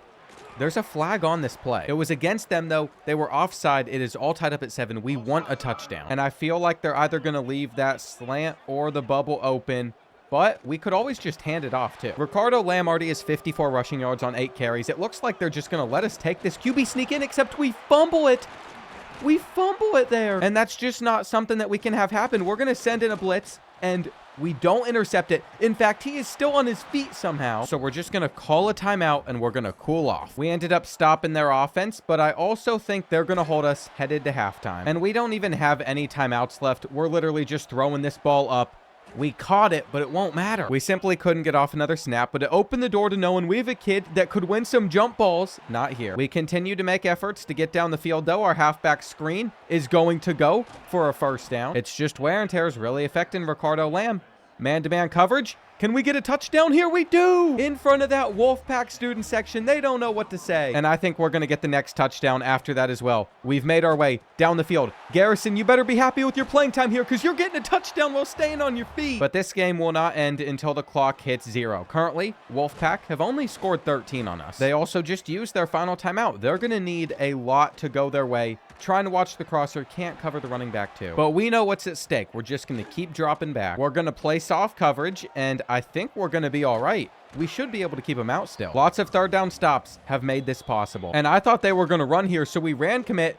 Handy can't keep up with the receiver, but Newcomb gets his hands up, and this is how the year is going to end for us. Mitch Newcomb is one of the few players on this team that has impact development, and what that allowed us to do this offseason was increase his pass coverage stats. It really showed in this game. And this is a moment Montana State fans cannot forget, because midway through our 20-year rebuild, we have finally won the Mountain West for the first time. If we want to complete our first challenge of the video, though, and get promoted to the Pac-12, we have to win the conference 2 more times. And I'm really hoping that we get a lucky bowl game matchup. I'll take Colorado State. I mean, the Rams went 6-6 this year. This is very winnable for us, and that would put us at 9-5. We still have no idea how it's going to affect our team prestige. And with about 5 minutes left, I'm feeling somewhat decent about the position that we're in, but we needed to convert on this 3rd and 7. We're already up by 6. We've played really well offensively. It's just not completely over yet. Lots of short throws have done us well. 3rd and inches, just a handoff to Lamb. Will be held short. But here's where we are literally going to send our senior kicker out there, take a 2-possession lead, force them to score. And I don't even think they're going to be able to do that. 4th and long, they're just sending up a prayer. Powers should be able to swat it, but it dragged us away from the ball. I cannot stand this game sometimes and why it does this. And I swear, if we give up this onside recovery, if we lose this game because of that, I was about to need to crash out. But it's okay. It's okay. We won a bowl. We won the conference championship. It is the best season we've been able to have with the Bobcats. And the most important thing we're about to discover is our new team prestige. I'm not sure if we're going to climb all the way up to 2 stars. You have to think, we had a season with 5 losses against teams that weren't that good, but Elijah Kellum had an incredible year. 20 touchdowns, 6 picks, 3,500 yards. It's the best stat line we've seen out of a quarterback. Ricardo Lamb also rushed really well. And then Lindsey Caver was our 1,000-yard receiver. The junior will be back for one final season. James Tolson also returning. Literally, our entire team is. So even though we won't be considered a playoff team next year, I would like to think after only losing our kicker, our starting center, and then 4 guys to the transfer portal, we should still be pretty good. Angel Garrison is a bigger loss to us because he was a great backup running back, but the rest of these guys I'm not too upset with. We actually convinced one of our quarterbacks to return. This tackle is coming back as well. And then we hit the harsh truth that our team prestige, even after winning a conference championship, is still sitting at 1 star. I don't know if we're going to be able to get it to 2 stars in the first place. I know for a fact we are not having success with only 1-star prospects, and I am starting to accept and realize maybe that was a dumb challenge and restriction to set for this video. It made things way more difficult than I thought it was going to. I figured we'd be able to climb out of that deficit. I mean, just looking at those 3 stars had me feeling some type of way, but I didn't go after any of them. What we are going to do is we're going to do our best to produce a really good team for next season. I did forget that we needed to recruit 1 special teams person, so we're not going to have a punter because it's much more important that we have a kicker. And then for guys like Vince Shelley, who have completely maxed out their skill caps so far, there is a way around this. What we need to do is make them a different position, and then when we move them back to their original position, if their archetype changes, it should unlock stuff. As you can see, now when we go in on Vince Shelley, his man-to-man coverage can get a little bit better, but that is not enough to make me happy. So it is time for option 2. What you want to do is you're going to make them some random position out there. I think he could become a receiver. Then after being a 42 overall there, we will take him back to corner. And then maybe we're able to get some of these stats upgraded, but it dropped his hands so much that I'm not sure it was worth it to do that type of move. He also lost a lot of awareness, so do not do what I just did if you want to get a player past their skill caps. What if we went linebacker to corner? I felt like that could be a little bit more effective. There was no penalty for making Tyrell Power 1 for a second, and it did open up some more of these skill caps, so that's a little strategy you could use. I think you'll get the same type of moves if you go from tight end to receiver. And of course, like any other rebuild, I'm moving some receivers over to running back. Even Elijah Elijah Kellum, we made a running back, and now we're moving him back to quarterback. He's going to be a backfield creator. But the reason we did that move in the first place was now his accuracy can upgrade 4 more times. I've been trying anything I can just to get a few more overall upgrades on every player, and I am going to take this roster to the highest overall that I possibly can. I believe that this season is literally it for us. Either we win the conference championship, a bowl game, in a bunch of games, and we get up to a 2-star team prestige so we can go after 2-star prospects, or we never find success again. Because I think we have already figured out that we are not going to do too much damage in our current position, only getting 1 stars. I've literally used any exploit or glitch I can even think about that exists out there for us to get our team to where it currently is, and I still don't think it's going to be enough. I mean, look at what we're doing with our offensive line. I've upgraded pass blocking so much to get their overalls up that the run blocking stats are horrendous. At the end of the day, though, at least I tried. Tyrell Power getting up to an 82 overall corner for us, and I think Frank Scooby could become the best one strictly because we have enough skill points to get up his man-to-man coverage 3 different times.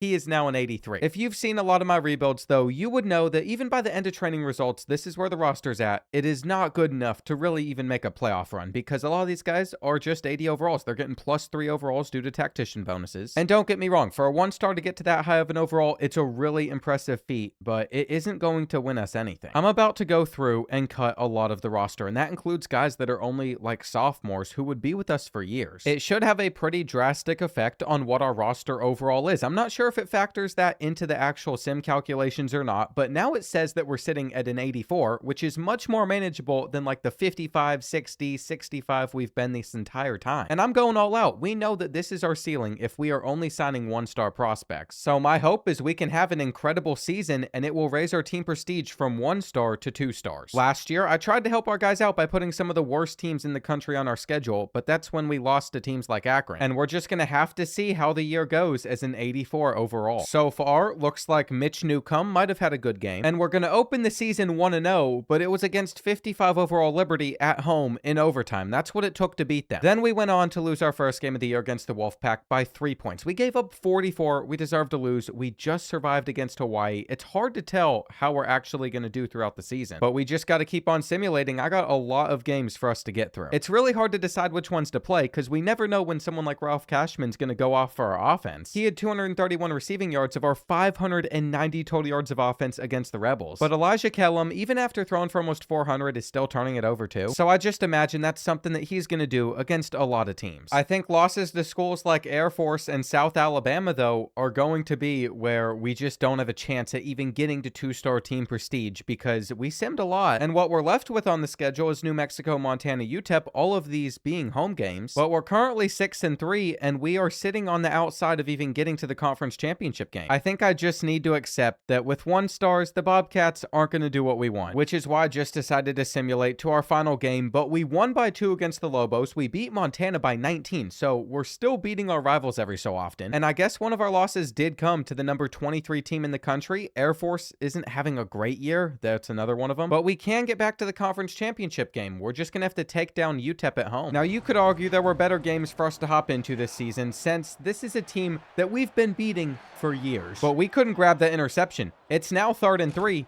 and we're stopping the run. Here we go. This is the game. They throw it to the end zone, and we knock it out. So we are in control, up 25-20. Just nowhere to go. I don't even know why we're running the read option either here because it's not like Kellum's going to be able to get many yards on the ground, except he did. So we have a shot to go back to our conference championship. Just needed to pick up this 3rd down. Ricardo Lamb has 16 carries for 21 yards. With a team that has the best offensive line we've ever had, he's the best running back we've had. I just found that very interesting, but we didn't get into the conference championship because 7-2 is better than 6-2. But here's the thing. We beat Hawaii, and for whatever reason, we're one of the conference teams that has not gotten to play 9 games this season. It's not like I put an even number of teams in the Mountain West either. There are 10 programs, and some teams are playing 9 games while other teams are playing 8. I didn't say anything because I thought it might work out for us better, but now it's hurt us. I swear, for the amount of attention that EA gives Dynasty over any other mode on this game, some of the bugs that they leave in here are just so frustrating. And I highly doubt, even if we won the Idaho Potato Bowl, that you're going to see this team going up to a 2-star prestige. And with a minute and a half left, we find ourselves down by 3. We're playing on Boise State's field.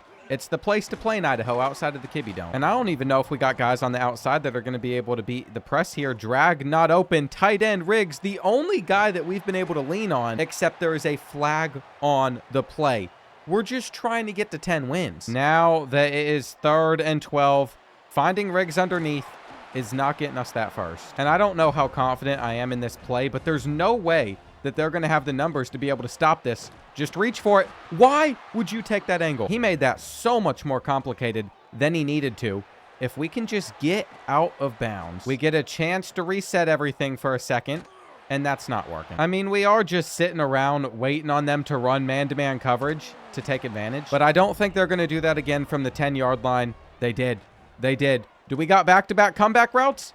We actually hang on. Now, the refs haven't confirmed it's a touchdown yet, but that is so obvious to me it was. And that means the Idaho Potato Bowl is going to the Bobcats. You know what as well? Elijah Kellum's only a junior, so we do got one more season with him. We are going to have to say goodbye to players like Ricardo Lamb, though. Victor Gatto, we just moved him over from receiver. He'll be our starting running back. And then our top 3 receivers, we almost had 3,000-yard receivers. All of them seniors. They will be gone. Quincy Riggs was only our starting tight end because he's a pure blocker. It inflated his overall a lot, and I know our new team prestige. As you can see, it is 1.5 stars. It's not 2 stars because we didn't get to the conference championship game, even though we should have had a spot. I don't know if we would have won anyway. Even then, maybe it wouldn't have increased. But with that in mind, I am making the executive decision. We're going after 2-star prospects. We are going after 2-star prospects with 9 years left in this rebuild. We got to start getting some momentum with Montana State. It's not coming off of the backs of these 1-stars. Although I really wanted guys like Ricardo Lamb to just lead us to even higher heights, he did his best. And so 1.5 stars of prestige is enough to be able to go after 2-star prospects. 2.5 stars of prestige is enough to be able to go after 3-star prospects. I hope you all get the new pattern. We still have 9 seasons to potentially get a championship, and I'm hoping there are a lot of 2-star transfers that are interested in playing for Montana State, because this feels like the best spot for us to start. If there's one thing I've noticed these players care about a lot, it is coach prestige. We're going to be able to sign a lot of guys due to this, and if we continue to increase our coach prestige, they'll all stick around. And another thing I should probably do is take the players that come from Power 4 programs or big group of 6 ones. I don't know much about these 2-star quarterbacks, but stat-wise, I can't say that they're looking much better than the 1-stars, but I at least figured that we wouldn't see too much competition on these 2-stars, and that's just not been the case. There are some of these guys where we have to compete with multiple schools just to win them over. We really want the players that we have no pressure on getting. And I never thought I'd be sitting here locking in, hard selling on 2-star prospects, getting excited about them, but this is a huge moment for our team. It is no longer about just the 1-stars, it's about the 2-stars. In the final week, I saw a team like Florida trying to come in for Edward Volk, so that's how I know that he is actually good. We're going to get him on a visit, though he does have a tier 5 pipeline to the Gators school, so I'm not sure if this will be enough. And I am really hoping there is a large difference between 2-stars and 1-stars, because if these 2-stars aren't that much better than the 1-stars, well, we're going to run into the same issues that we have run into for the last decade. I know for a fact, once you start jumping up to that 3-star tier, you can get some really good players. So our ultimate goal is going to be getting to 2.5 stars of prestige and being able to sign them. Look at a couple of these losses, though. Kentucky came in at the last second, they took him, and then Edward Volk went to Florida. I guess some SEC schools wanted some of these kids. But I think impact dev trait won't be as rare as it has been. In fact, I just saw it on 1,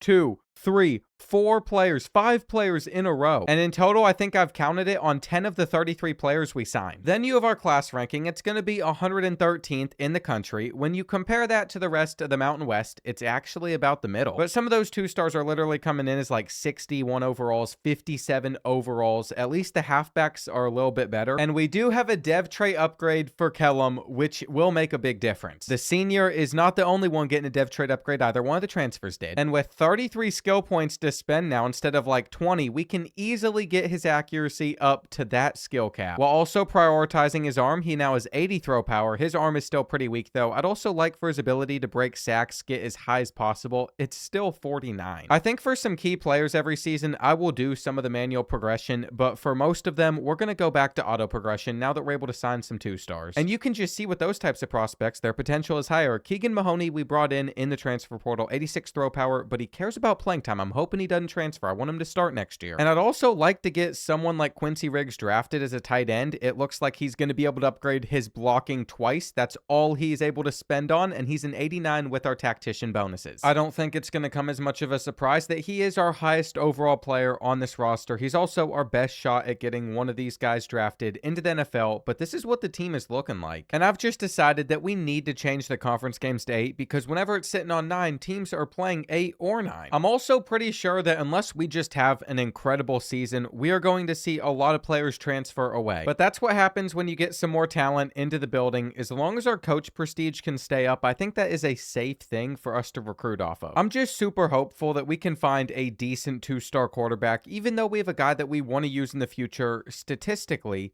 these 3 look horrendous, so I don't think we're finding that guy yet. But I will say, I've noticed a speed difference on some of the running backs already. Like, we just saw 89 speed on a running back. You want to go for east-west playmakers. Those always tend to be some of the faster ones. But no gyms so far, and one thing I've noticed is there's a lot more schools going after these 2-stars than 1-stars, which should make obvious sense. But it is sure not a good thing because there's only so many players I know we're going to be able to land. A lot of the gadget receivers, no problem, but for some of these safeties, offensive linemen, corners, they have to have a lot of hours put in. And we're just fighting over 2-star prospects to open up the season. We play FCS Southeast. And that game itself wasn't a big deal, but the 2 following games against Liberty and Sam Houston, our non-conference opponents, we smoked them. Then we smoked Air Force on the road, who took us down last season. So those are some very good results for us. As you can see, the rest of our schedule is where things start to pick up. Typically, we have always played our hard games up front, but that has changed. And look at some of these recruiting battles. They are scheduling 2-stars to come on a visit. They're trying to beat us out. We cannot hard sell on a single one of these prospects, but a lot of them will come down to the wire. And then I have to sit here and decide, how bad do I really want these players? Are they going to be that good for us? The only reason I even want this running back right here is because he's 89 speed. It's also really expensive with where we're located to schedule a visit anyway. We could do week 8 against the Miners, but they're probably all going to have a school by then.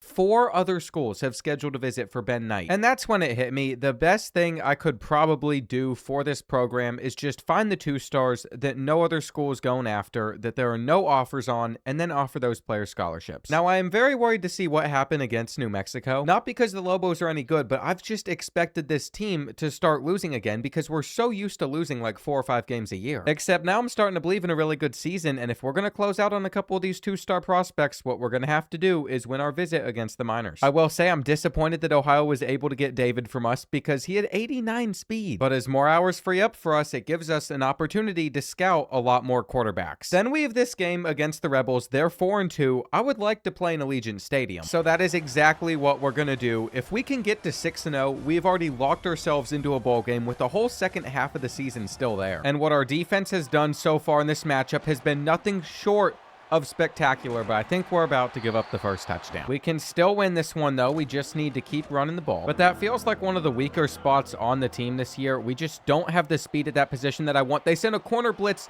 off of that side, and having a senior quarterback that can make those throws under pressure is big. We're still going to need one more first down, though, to end this game, and we might just put our faith in senior running back Cameron Rhodes. He's looked like the quicker option for us.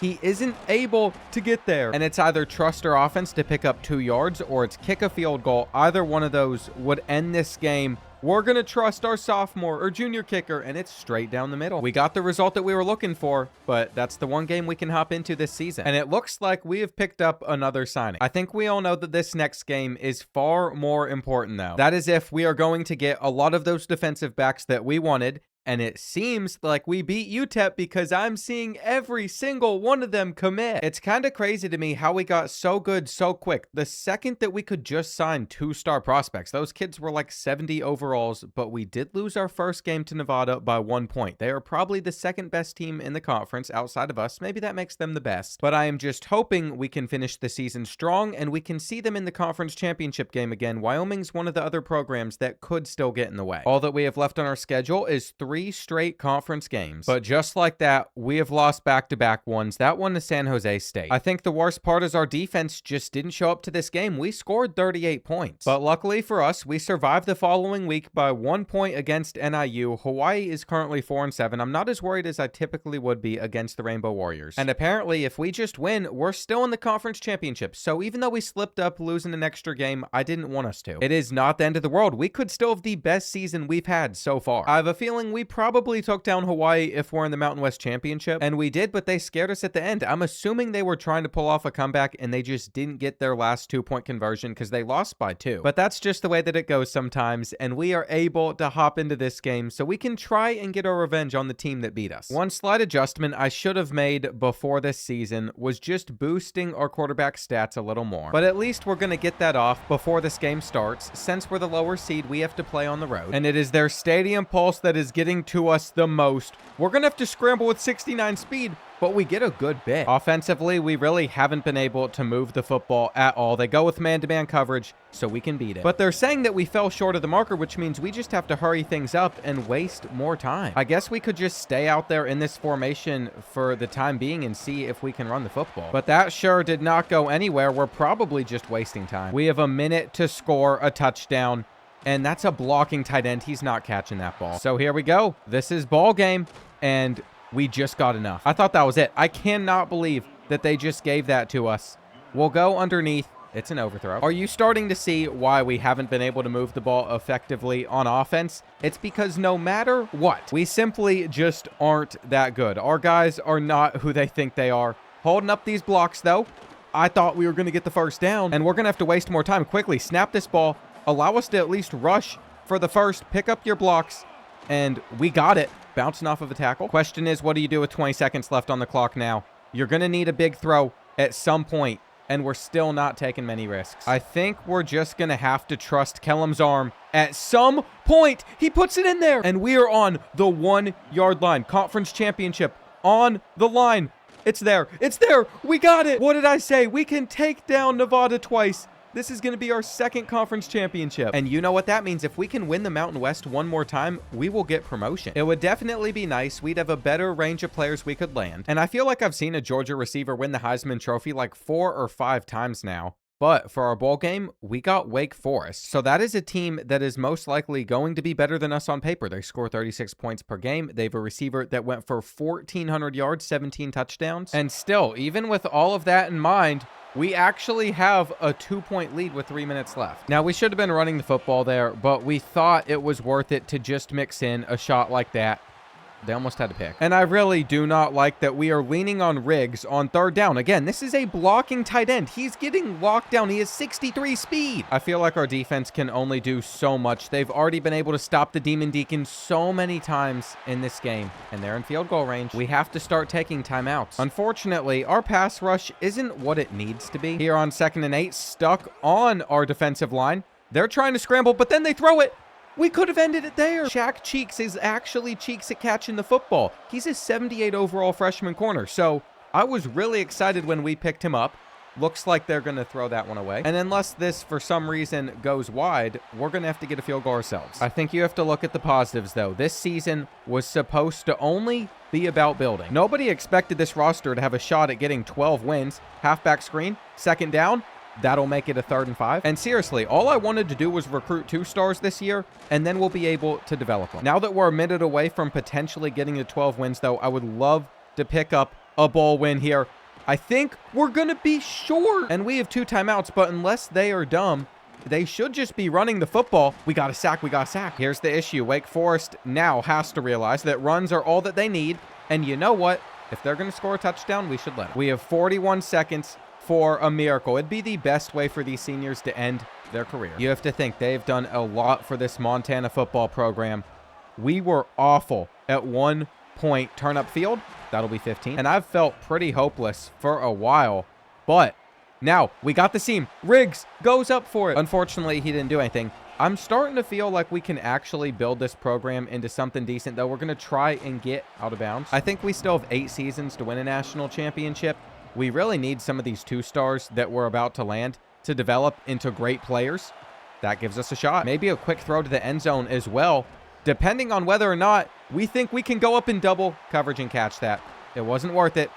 It was not worth it. Unfortunately, Wake Forest is going to win. But let's think of all the positives. Elijah Kellum threw for over 4,000 passing yards. It's the most we have seen so far. Yes, he had the most interceptions of his career. He's still taking about 20 sacks a season too. But still, a really good year for him. 5 rushing touchdowns, 11 to Victor Gatto, who is graduating, over 1,000 yards on the ground. Then we had 2,000-yard receivers. Freshman Alex McGinn. He's just a freshman. He's going to be with us for a while. Brian Wilborn is graduating, just like a lot of those other guys. But we're trying to get in a new generation of players anyway. A generation that could get us a playoff berth by the end of their careers. Now, Connor Karoma isn't the quarterback I cared to keep around. We're still going to try and convince him to come back just because it doesn't hurt us to have all these extra players, especially since I think we just lost 30 seniors to graduation. The way I set up these recruiting classes, we lose big waves of players every few years. It's going to be the same way with these guys eventually, though. I haven't looked at this in a while. I'm sure there are going to be some battles on this board that we don't come out on top of, like Troy was able to get that right guard, but that's why we put so many offensive linemen on here. And by the way, Diego Campanero is the quarterback that I found as a 2-star with 87 throw power with decent accuracies. He'll be a pocket passer, but he's got potential. And by National Signing Day, we have completed the class of 35 players. This is going to be our future of Montana State. I will say only 4 of them have impact development or better, but we did find star development on Lynn Wiley, so he's going to be the best receiver we have seen. If we even decide to keep him as a receiver, he's a gadget, so we could move him to all sorts of different places. We had a mid-table class in our conference again. It's not going to get any higher than that, signing 2-star prospects. This is an 89 speed linebacker, though, that doesn't have to play linebacker. He could actually fill into a load of different roles. I'm also going to make a little bit of a controversial decision. James Wing has 80 speed. I just feel like that's not a great fit for running back, but if we move him over to edge rusher, he's got impact development, so he should develop there. But in return, we need guys that can run the football, and I'm not sure we really have that on this roster. We're moving slow players to safety to fill positions. And I guess we're just going to put the entire load on Troy Ellington this season because it's him and one other running back. I can't move anybody else over to this position, but his elusiveness gets a lot better. Of the few players we are going to manually upgrade, he is one that is worth it. His spin and juke moves still aren't that high, but if we increase his IQ, I'm hoping that he runs the football more effectively. And then at quarterback, it is time to hand the keys to this team to Keegan Mahoney. He is going to increase his accuracy just a couple of times. He doesn't have more skill points than what we just spent all on that. And I just have to say, there's some incredible stuff I found with a couple of these 2-stars. Like our sophomore linebacker only has 5 total skill caps. We were never getting that with a 1-star. But the craziest part about him is he's not even the best Michael linebacker on this roster. I'm actually decently confident this roster is going to be a little bit better than the one we put on the field last year. Look at how many guys we have currently sitting above an 80 overall. And we're also extremely close to just maxing out this tactician tree. We need 8 more skill points, and then we can boost catching and short route running for our running backs. Not that they need it that much, but it is something we can do. We're still on the journey of getting our team prestige from 1.5 stars to 2.5 stars. Then we'll be able to go after some 3-star prospects. We just brought in 35 2-star freshmen. Every single one of them will be getting redshirted. I'm hoping not many transfer. And then I think it's pretty obvious that we're going to sign another 35 2-star freshmen, and then that is going to be our major class that grows over the next few seasons. I haven't fully locked in every single player that we're going to go after yet, which is why we need to get through a few games first. And before I even knew it, we already made our first signing in Cam Childs. At this point, we're just 3 games into the season. Shaq Cheeks, the sophomore corner, is really starting to break out. I'm glad that at least for now, he's decided to stick with our team, because if he didn't have that performance, we wouldn't have beat NIU. Anyway, if we just take a look through our board, we did find our first 2-star gem in Mohammed Ring. He is an athlete. He's a contested specialist, so he could be a receiver, but he could probably play anywhere. And we're going to use his size at 6'4". I'm just not sure where we want to put him yet. I don't know if we're going to be able to get to a Wilds Maryland once that running back as well, but both of the running backs on our board have 86 speed. And then most of our board is just full of 2-stars that nobody else wants, so we should get them over the course of the season. I guess whenever we get to a game that I think is worth hopping into, that's when I need to take over. This might be that, because Hawaii's a 74 overall. But then I decided, why don't we just compare our roster to theirs right now? We have the home field advantage, so if it looks like we're going to have the advantage on paper too, we might as well sim. and we have that advantage on paper. Their roster's worse. There was one thing they had better than us, though, a quarterback, and Shaq Cheek still picked him off twice. While on the offensive side of things, Jeremiah Marler went for 4 touchdowns. However, even though we hung 46 points on their head, we gave up 36. And I don't know if it's because we're playing a weaker schedule or what, but our championship contender grade fell to a C+. The bad part about that is things can get worse for us as well. We just lost our first game, and now it's sitting at a C. So you saw those names. A lot of our best defenders want to transfer unless we win like 10 or 11 games a year. It's so hard to decide which one game to play, so I've just been simulating. Mohammed Ring, the 2-star gym, eventually committed. We actually had him on a visit this past week against UNLV, and he still decided to come to our school even though we lost. I thought that meant that we were improving to 7-1. That has now put us at 2 conference losses on the year. We're going to have to play against Nevada if we want to get to the conference championship. And so far, for all of the players that were at the top of our board, we won every single one of those battles. I also think I glossed over the fact way too quick that we beat our rivals Montana. But now it's time to take on the Wolfpack at their stadium. This is something we've gotten used to, and their overall's an 80. Due to the fact that we have so many low overall freshmen on our team, that's bringing our overall down. It's stupid EA uses the entire roster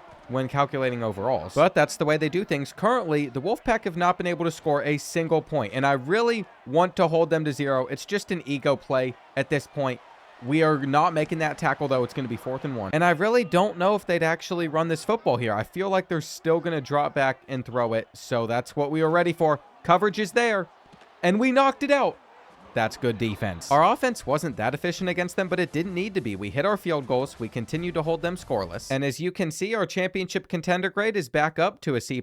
I have decided at the end of the season, we are going to look for some strategist coordinators just because that could help us retain some of those guys, especially if we're going to pick up some more losses we shouldn't have. We don't lose to UTEP, but we lost by 2 there. They scored 52 on us after our defense held them to 0. We finish out the season at San Jose State. And I don't think there's any shot we make it to the conference championship. Apparently, Keegan Mahoney set the Montana State single-season passing touchdowns record, though. So is the sophomore quarterback making some waves? Jeremiah Marler with the single-season receptions record. It's seeming like our offense is more efficient than ever. I mean, that was 3 different players setting either a record or winning an award in the same week against San Jose State. We smoked them, which was impressive, but it's not enough to get us to the conference championship. I've also recruited a ton of players off of the back of stuff like championship contender and coach prestige, which is really bad because even though they're committing right now, this does not guarantee they're going to stay in the future. At the moment, we're still at the risk of losing 4 of our best defenders headed into next year because our championship contender grade just isn't good enough. And it's finally not a Georgia receiver winning the Heisman Trophy. It's a USC quarterback. Not shocked by that. We got Tulsa in the Hawaii Bowl. Sick location. But the bigger story is who is available for us to sign as a coordinator, and there's a level 31. Is he a strategist? He's not. That's actually a big problem. The rest of our options aren't any good. It is the same story on the defensive side of things as well, besides Blake Gideon, except he is head coach offers. And he's a huge strategist. There's no way he accepts this job. We'd be so lucky if we got him. I just highly doubt it's going to happen with his other job offers. First, though, we have to face off against Tulsa. It feels a lot like our bowl game from last year, where the roster that we're facing is just constructed better. It has more talent. But the difference between this year's team and last year's team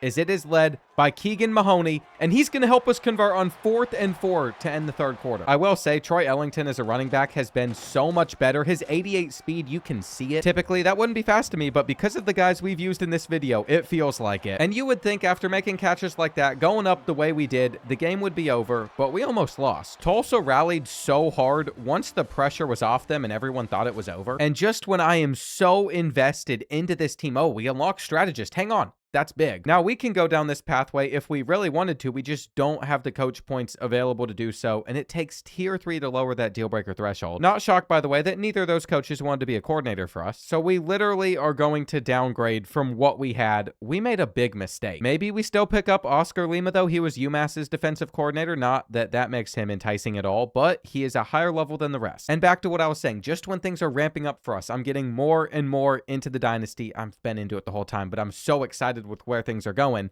I've now realized my gym closes in 2 hours, and I've been on a couple week streak of hitting it every day, whether I'm just getting on the treadmill or I'm lifting. Mike Shanahan's available as an offensive coordinator. Hang on, no one wants him? I didn't hire an offensive coordinator for a reason. I was just hoping somebody became available at the last second, and we got one. Although our 2 hires aren't strategists, they will help out the team. And look at the season that Keegan Mahoney had. 41 passing touchdowns. He's only getting better from here. With his success, he has gained another 7 skill points. That's going to allow him to make his accuracy even higher. It can increase 2 more times this offseason. His IQ can still go up as well. And then at running back, Troy Ellington is just a sophomore. He will be returning. So will the backup. Then Jeremiah Marler. He's back for another season. We also got Alex McGinn back for 2 or 3. Who we don't have returning, though, are a couple sophomore defensive backs that are really talented. It's extremely low for us to convince them to return, so I can already predict that they're going to want to choose a bigger school. And I guess our coach prestige also dropped down to a B- after the season we had, but at least Jeremiah Roth still wants to be here. We also got Cameron Bakatari to return as well. That was the middle linebacker as a sophomore that was looking extremely good. Impact development on a lot of these guys. We don't want to lose guys with impact dev. We literally developed James Wing from a running back into an edge, and he still decided he'd rather go somewhere else. Plus, we have to face all of these graduates. It could be a rough couple of upcoming years for Montana State. I mean, our team is going to be so young. We are literally going to have 70 freshmen on it. But I'm really hoping 4 years from now, we can look back on this class and say it was the greatest one in school history. Almost every single player besides 2 had normal development, though. But maybe that means they won't get too good too fast and transfer away from our program, because that's something that we just went through. We're going to have to look at 2-star transfers over the coming seasons anyway. And I really wish we didn't need a tight end so bad that we have to move our fastest receiver over there just because he's 6'3" and big enough, but we have to. We don't have anyone else that's going to be a good vertical threat. I've looked over this full roster before training results, by the way, and it isn't looking good. I don't see how we're about to have a great season, but who knows? Multiple dev trade upgrades is definitely going to help, especially on key receivers. But a lot of the pressure is going to go on Keegan Mahoney, who is now going to be the most accurate quarterback we have ever seen. I really wish Jeremiah Marler could get a lot better too, but as you can see, all of his important stats he has already capped out, so now we're worrying about stuff like elusiveness. But I guess there's always receiver Alex McGinn too, who has 31 skill points to spend and nothing important to put them into. This is just another example of why having even 2 stars isn't amazing. Although in the process our team has been able to get a lot better than it would have been, I think we're going to start seeing some of our higher overall players decide they'd rather transfer than stick around. So even for the guys that can get really good, it might not benefit us that much. We can recruit another 8 players with these 8 seniors. We want to make sure that we keep our roster size at its current limit. If we start to recruit too much, then we're going to have to cut some of these freshmen we bring in. And that would not be ideal. We still need to find some options at quarterback for the future though. I think pocket passer might be the archetype that we start to search for. I like to have multiple options, even when it seems like we have some good guys lined up for the future in the first place. We want to see something like an 87 throw power though, but I could not find that, and it makes me realize we probably lucked out in getting Diego Campanero, and we can't take him for granted. Now, for how we perform on the field this season, I have a feeling we're going to simulate through most of it up front. If we just look at this schedule, we won't really know how the season's going to go for us until we get later in the year. We can still only play one of these games. Though I will say just surviving by 1 point against Liberty is a very big problem. I mean, that's a team I've been putting on the non-conference schedule for years because we typically smoke them. And it's always been the same with UTEP. We typically end up winning, but they had 500 yards of offense. So I know for a fact that us losing some games is inevitable. I just didn't know how many it was going to be. By the time we made it to week 10 against Nevada, we took them down by 3. Typically, that's a game that we'd want to hop into. But they were having a rough season, and when I look over our schedule, a team we probably should have faced off against was either San Jose State or Air Force, because both of those teams gave us our 2 losses. I unfortunately do not think that you're going to see us in the conference championship, but I do think we can finish out this season really strong, winning our final 3 games. And in just 1 week, we went from number 5 in the conference up to number 3. Of course, since we're going after 2 stars, our board is finalized by this point too, and guys that are going to commit. Martin Paul at quarterback, that's just going to be a depth piece. We did lose out on a couple of athletes to Power 4 programs. We also let Maryland take away this pure blocking tight end, but we signed the 8 players that we could, and now we can't go after anybody else. As for the Brawl of the Wild, I'd say it's going pretty well for us this season. We're going to try and make a deep throw to the end zone.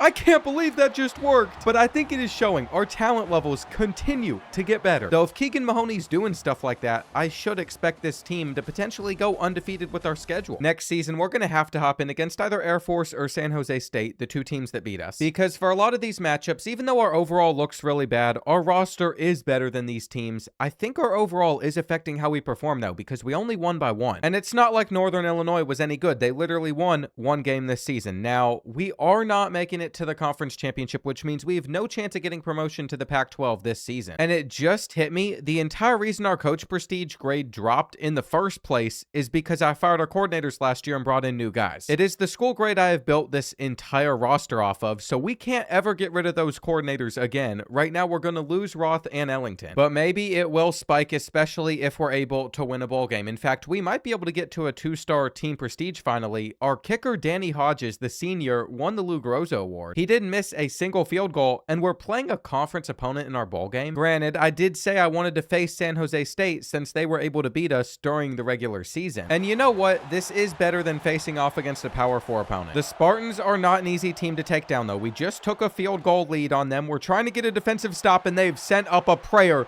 that we're going to intercept. All we have to do is pick up 1 first down. That isn't coming here. But I feel like we could hit Marlar on this slant, and if they leave the middle open, we'll take that. We just won the LA Bowl, and that's going to make sure we finish the season 11-2. It's the best record we've had so far, but it doesn't come with a conference championship. We have now won 4 of our last 5 bowl games, though. Keegan Mahoney with 28 touchdowns, only 2 interceptions this season. I expect him to be even better as a senior. I still hope that Troy Ellington decides he should not transfer, so he returns for his senior year. And we are saying goodbye to Jeremiah Marlar, but we're still going to return our other 2 leading receivers, plus our tight end was just a freshman. I'm also able to see some of these player dev traits to see if they're really going to help us out that much. We got normal, and I have a feeling all of them are about to be normal. So that was definitely a little bit of a letdown, just like Michigan fans are for losing to Ohio State in the national championship, but I have amazing news. Apparently, enough teams lost at the end of the season that we were able to get ranked inside the top 25 for the very first time. It's not going to help out our championship contender grade enough to keep around our star middle linebacker, though. He's decided that he would rather play somewhere else. And I think it was obvious. We were never convincing him to return. I don't think any of these players have any chance at getting drafted either. But we can thank guys like Jeremiah Marlar for coming in and doing quite a bit. And it just made me think about these 2-star transfers. Could we be getting some really good players through the portal still? I know we don't have spots to sign more guys, but like a kicker from Ohio State is going to be solid. And I just have a hard time believing that a 2-star transfer coming from LSU that cares about playing time isn't going to be a beast. Maybe my theory's incorrect, but we found a tight end transferring from Oregon with 85 speed. And I'm not gonna lie, I'm trying to take a couple of these corners off of our board so they can't come to our school, but I think it's too late since they already signed. I think what this means, instead of bringing in a class of 10 players, we needed a class of 8. We're gonna bring in a class of 12 total since 2 of those guys just aren't on our board at the moment. We got impact development and then star dev on the other transfer. I have found the method. This entire time, we shouldn't have been signing our own 2-star prospects out of high school. Instead, we should have been going through the transfer portal. In fact, I'm pretty sure that's how we found Keegan Mahoney. We are moving him back to QB quickly. I just wanted to give him an opportunity to increase his potential a little bit. By the way, we didn't end up signing all 5 of those corners. It only gave us the 3 that stayed on our board. I thought it was going to allow us to sign all 5 still, but I see that as a major plus. Mahoney also upgraded to impact development, and so did one of our best receivers. Damian Fucha was the one player from our first class of 2 stars out of high school that I wasn't able to redshirt, but he has made an instant impact. We've been able to get his route running extremely high. And Lynn Wiley is still the wide receiver of the future that we're most focused on with his star development. I think we're going to make him a running back just because we could get his elusiveness basically maxed out. These stats on a running back would go crazy. And Keegan Mahoney as a senior is going to be able to max out his accuracy if he really wanted to. So that is why you move players around from specific positions. It looks like he is going to cap out as an 89 overall. Right behind him though, Diego Campanero should be expecting to become the starter immediately after, and we'll be able to get his accuracy higher than it currently is as well. Well, at the top of our roster this year, we're going to have 4 seniors that are extremely good, probably some of the best that have ever come through the program. I'm excited about, especially Keegan. But as I scroll through here, you're going to see our overalls drop off pretty fast, though the exciting part about this is all of these guys are a lot younger. They still have so much time before they hit their full potential. We're going to pick up 5 transfers out of the portal once they graduate, and and I'm hoping nobody else transfers. That's what we're looking for, at least. That way we don't have to replace too many guys. We're going to sim our first few games before taking on San Jose State. I'm really expecting Alex McGinn to have a massive season and for us to not lose much, but we already dropped one of those 3 to Jacksonville State, who was like a 59 overall. As frustrating as that is, at least it's not going to affect our standing in the Mountain West Conference, because it is far more important that we get promotion. And I don't know why we always have to find ourselves in these positions, but we are currently trailing by 6, and with this game on the line, we're going to need some really big plays. So far, so good. They seem to be leaving our wide receiver screen open here as well, so we have the blocks. But we still need to pick up about another 30 yards, which we're doing. This could be the type of game that puts us in the conference championship. You see how good San Jose State is. And we're chewing clock as well because we don't want to give them a chance to do too much. Now, that was a free play there, so we just had to take a big shot. If we could get one more first down, run off the clock a little bit, that would be perfect. But they just locked up the run there, so we're looking at our slant, and it's actually going to be a scramble from Mahoney. He is way too slow to be getting all of these carries like he has been, but that is going to be another. Not in yet. Just extremely close. Snap this ball. There's only 7 seconds left. I just realized we have no timeouts left. This is it. This is literally it, and we got it. That was way too scary, though.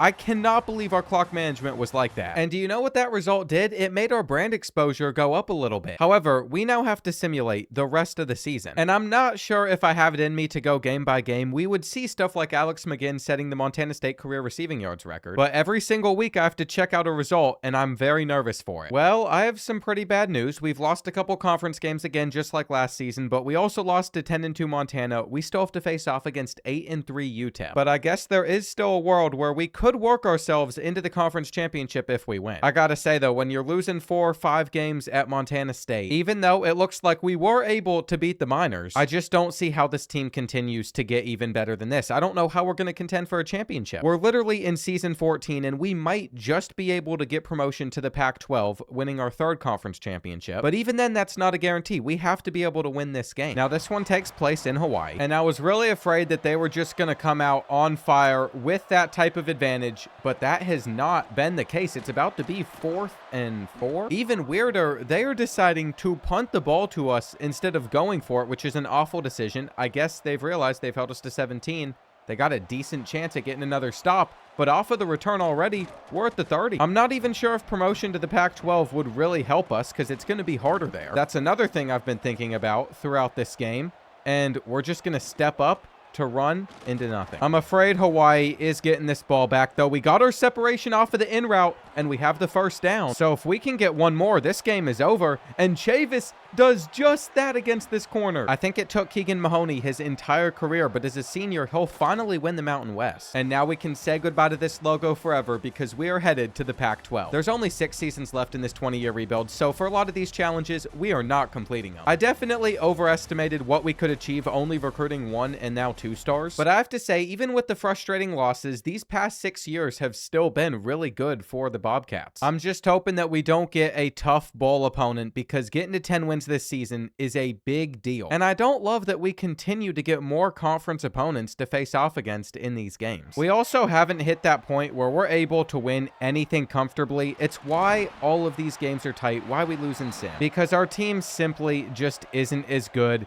as we probably think it is. On 3rd down, looks like they are going to be in zone coverage, but it was some sort of match. We had to come to this ball. And if they send a blitz, you know where we're throwing on 4th.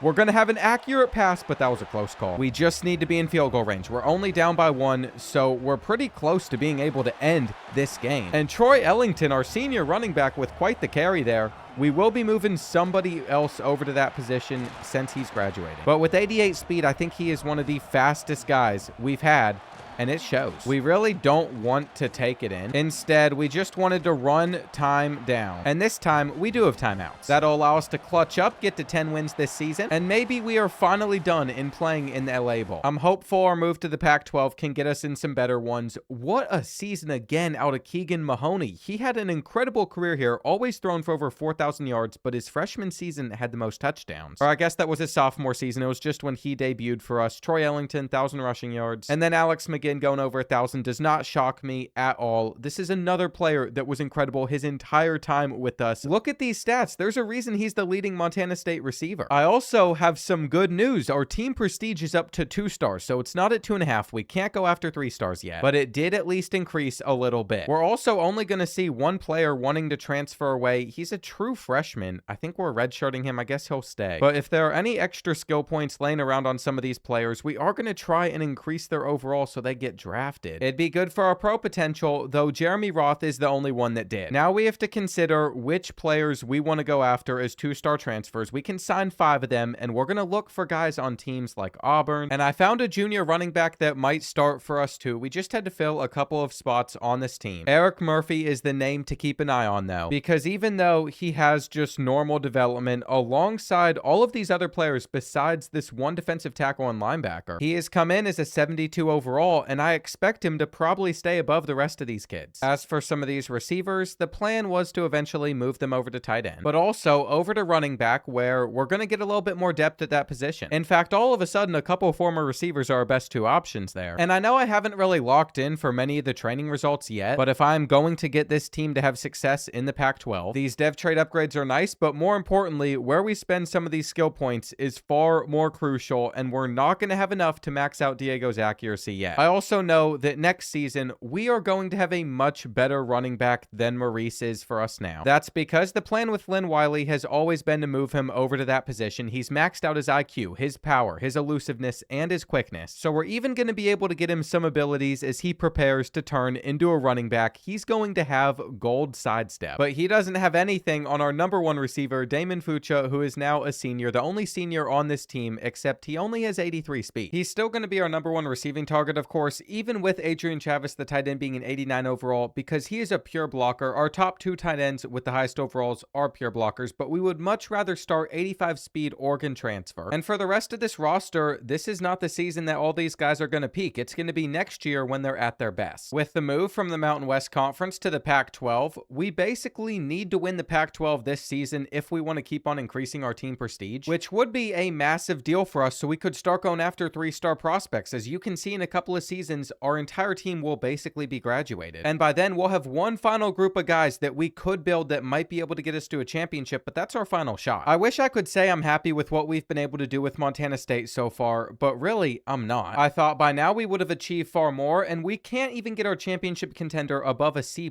despite the fact that we opened up the season with 2 wins, and we started the season with our championship contender at like a B. For most of these first games, I feel like we should come out on top, though we know Montana was good last year, and so that does worry me, but maybe they lost a bulk majority of the guys that made them good, which I think was the case. We took them down 34-13. At some point, I'll have to decide on the game that I want to play, but I think it's going to be in the second half of the season. So we are literally just simming to week 10. Once I saw we had an FCS school on the schedule, I decided to sim an extra week. But basically what happened during that time was we lost to Utah State by 3. Fresno State, who's number 25 in the country, more than doubled the score against us, so maybe we should have hopped in against them. I still think we want to play against Boise State. I just feel like their roster is the one that we got to worry about the most, though Oregon State is another team that is in our way of potentially getting to the conference championship game. So you know what? We host the Broncos at home. This game's on the road. We're actually going to hop in against the Beavers. I will say a benefit to being in the Pac-12, even though we are going to have a harder schedule, is I think if we can get like 10 wins in a season, that would be enough to raise our team prestige since the conference has seen better. But what we have discovered is maybe we aren't as good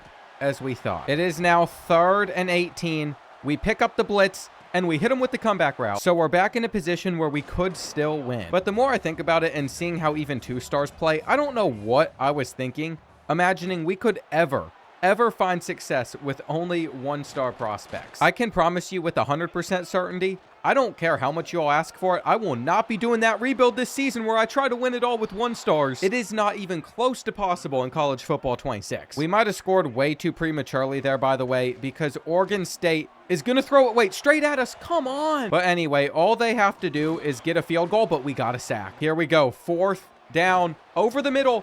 We get another. Larry O, the edge with star development, is just getting in the pressure that is going to allow us to seal this one. And we might still be able to go 10-2 in our first season in the Pac-12. Maurice Allers was really good for us as a running back. And there are 2 teams left that we need to beat. San Diego State is one we should handle. And that is exactly what we did. 41-23. Still have to take down the Broncos, though, which is literally for a spot in the conference championship, since we know we have the tiebreaker over Oregon State. If I ever do another 20-year rebuild in the future, there's a couple restrictions that we might change a little bit, because I would have really enjoyed to play in that game. 1 a season just isn't much, but we clearly won. And it wasn't particularly close either. 41-20. It's also been a very long time since we've spent any coach points. We can't do anything with the talent developer. I guess strategist is the one that we should unlock, since tactician is max. And inside here, a lot of this is just recruiting bonuses until we get down to tier 3. So we're not going to spend on anything until we find out what positions we might lose. Lowering that deal breaker threshold could make a large difference. Fresno State is the number 17 team in the country, looking to get a playoff spot probably. And I was going to wonder if we could potentially take away that spot if we beat them, but I see multiple other group of 6 teams already getting that 5th highest rated conference champion one, so it won't be us. It is strictly going to be for pride, and I guess it could also increase our team prestige and get us one step closer to earning promotion to the Big 12. If we're going to do that, we're going to have to take home that Pac-12 trophy 3 times. And the last time we played the Bulldogs, they hung 50 on our heads. This game has looked much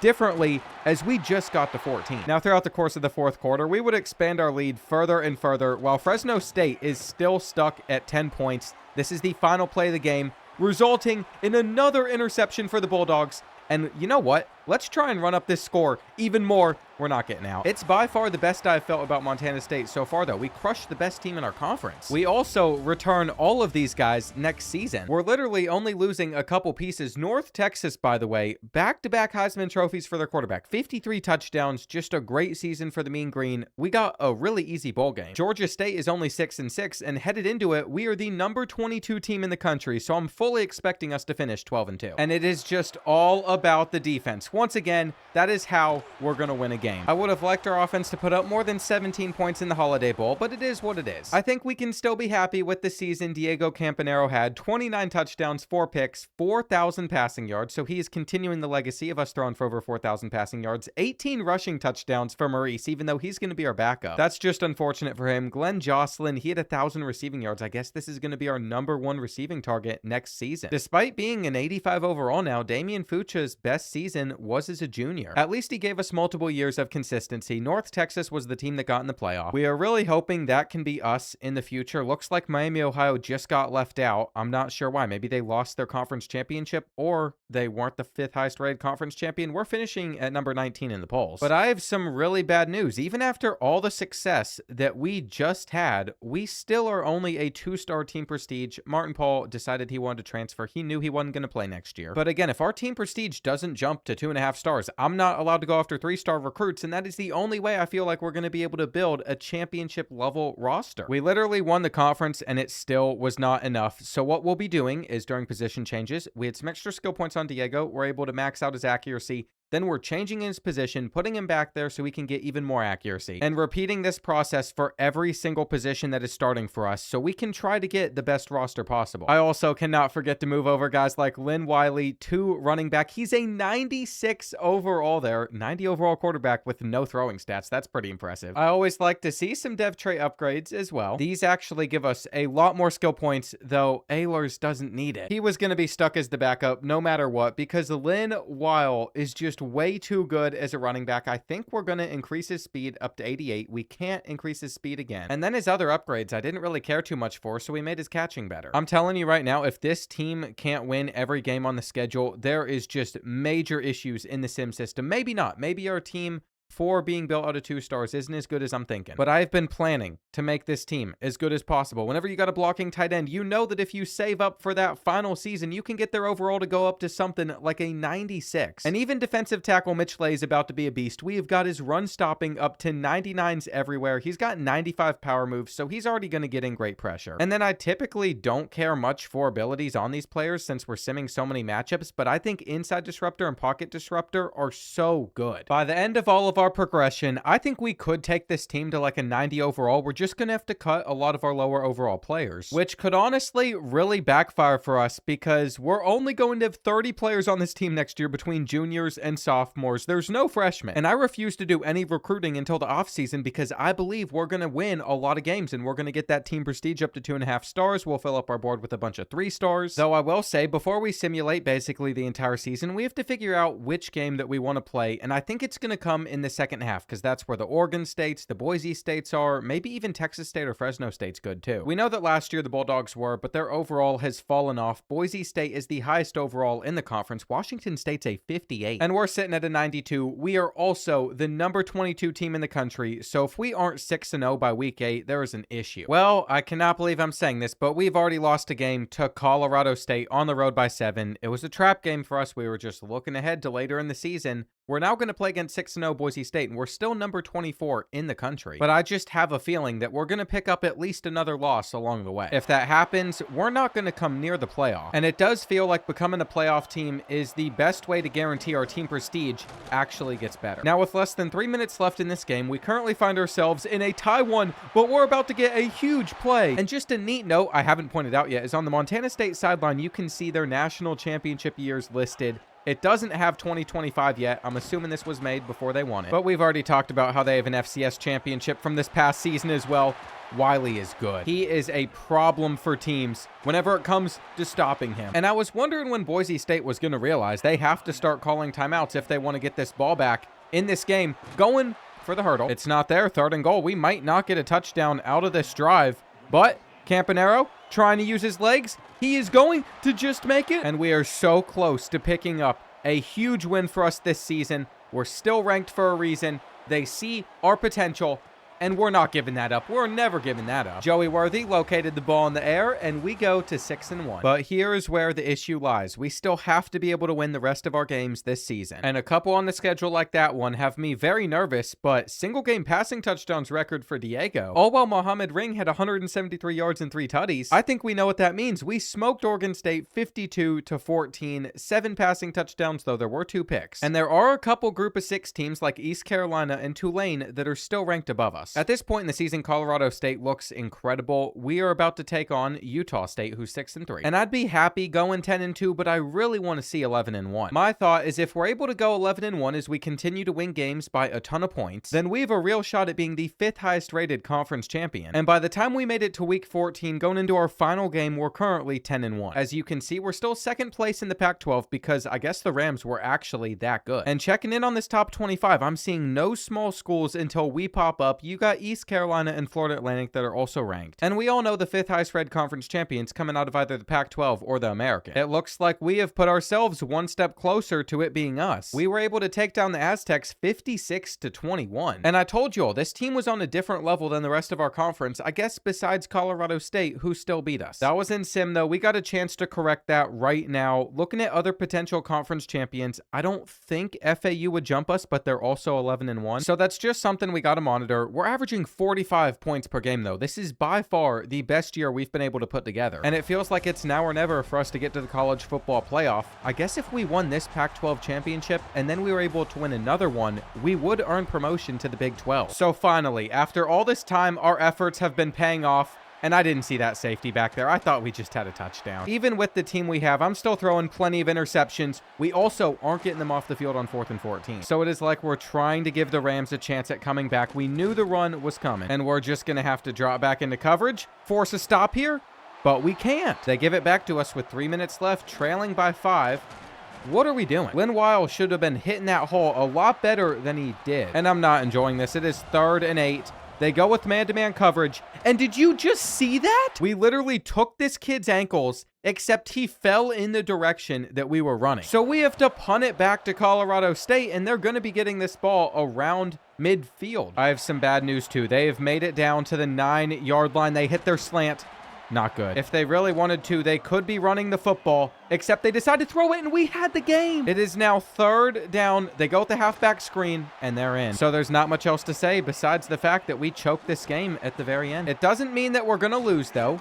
We needed more speed there. We could have potentially had a huge return, but we know where our speed is. 94 on Mohamed Ring. This was the kid that was a gem, and he's making his difference. If there's anybody we can trust as a target, it's him, because he's tall, he's fast, and he is hard to contain. So we actually have a couple of weapons on this team that I think could be special in the playoff. The problem with our running game, though, is our entire starting offensive line is strictly pass protectors. I didn't increase their run blocking, so the fact that they're even paving the way on some of these plays is impressive. I decided it's coming down to a field goal. So as long as this is not blocked, we're winning the Pac-12 again. I'm starting to feel like we run the conference. We're doing better here than we did in the Mountain West, and for whatever reason, you aren't able to go back in your previous years and see all the seasons that happen once you get deep in the dynasty. I don't know why that function doesn't work. It ruins the whole purpose of having a sick display like that. We're going to look at our season stats because I think we're a playoff team. If we're not, it's going to be heartbreaking. Diego threw 8 picks, but he had 42 touchdowns, so I'm not upset at him at all. Lynn Wiley, 24 rushing touchdowns, 1,281 yards on the ground. We basically only had success with him. And then our number 1 receiver was Mohamed Ring. He's just a 76 overall, but we're going to work on that this offseason. We're going to move him around. And our coach prestige has continued to get better with all of these guys, so I cannot get rid of them. Now, I do find it interesting that our championship contender grade is a B-, but we're the number 12 team in the country for playoff purposes. That doesn't even start to make sense to me. San Jose State had the Heisman Trophy winning quarterback. We saw them as a really good team when we were in the Mountain West. Lynn Wiley won the Doak Walker, and we are playing Penn State in the playoff. I kind of figured we would be the lowest ranked team, though if we could have been ranked higher than Oklahoma State, I would have much rather played Duke. And we just have to hope that getting here in the first place is enough to increase our team prestige, because I don't think we're going to beat the Nittany Lions. We technically have our first pathway with a chance to win a national championship, but we're on the road.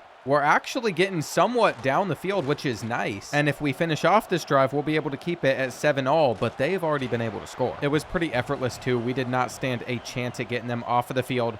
Looks like Diego is going to scramble here. He's going to stiff arm to the first. They still aren't going to give him credit for it, though. And our run blocking is somehow working here. That's been a surprise because, again, these guys are pass protectors, and we have a wide open Doak Walker Award winner in the end zone. But as this game has gone on, that would be our only successful drive. Currently 21-7, and we are going to be looking to the end zone here. Man-to-man coverage. King makes it, but we still need a few more. And that's not all here. We can't give up on our chance of potentially winning our first playoff game, though.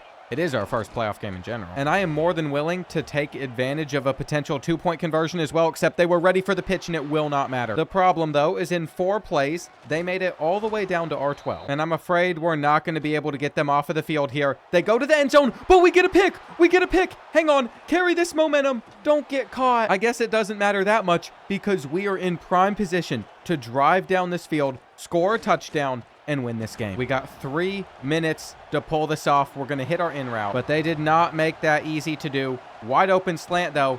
Again, the pressure's there. Up until this game, we've had that extra second. 4th and 5. It's going to have to be our tight end. What? I don't think I can ever get used to having 0.2 seconds back there. We should have gotten that ball out in time. We don't force a fumble. So unless we can come off of this edge and block this kick, then they're going to be up by 9, and we hit the kicker. That is basically going to end this game. At the end of the day, we put up a good fight at least, so there is that. But the best team you can make out of 2 stars wasn't even close to being good enough to win a championship. And I don't think you all understand. That is like a major difference from college football 25. You could basically win a title with any team. Now, here's where I am just extremely confused, because it says we have 8 guys that aren't happy with our coach prestige.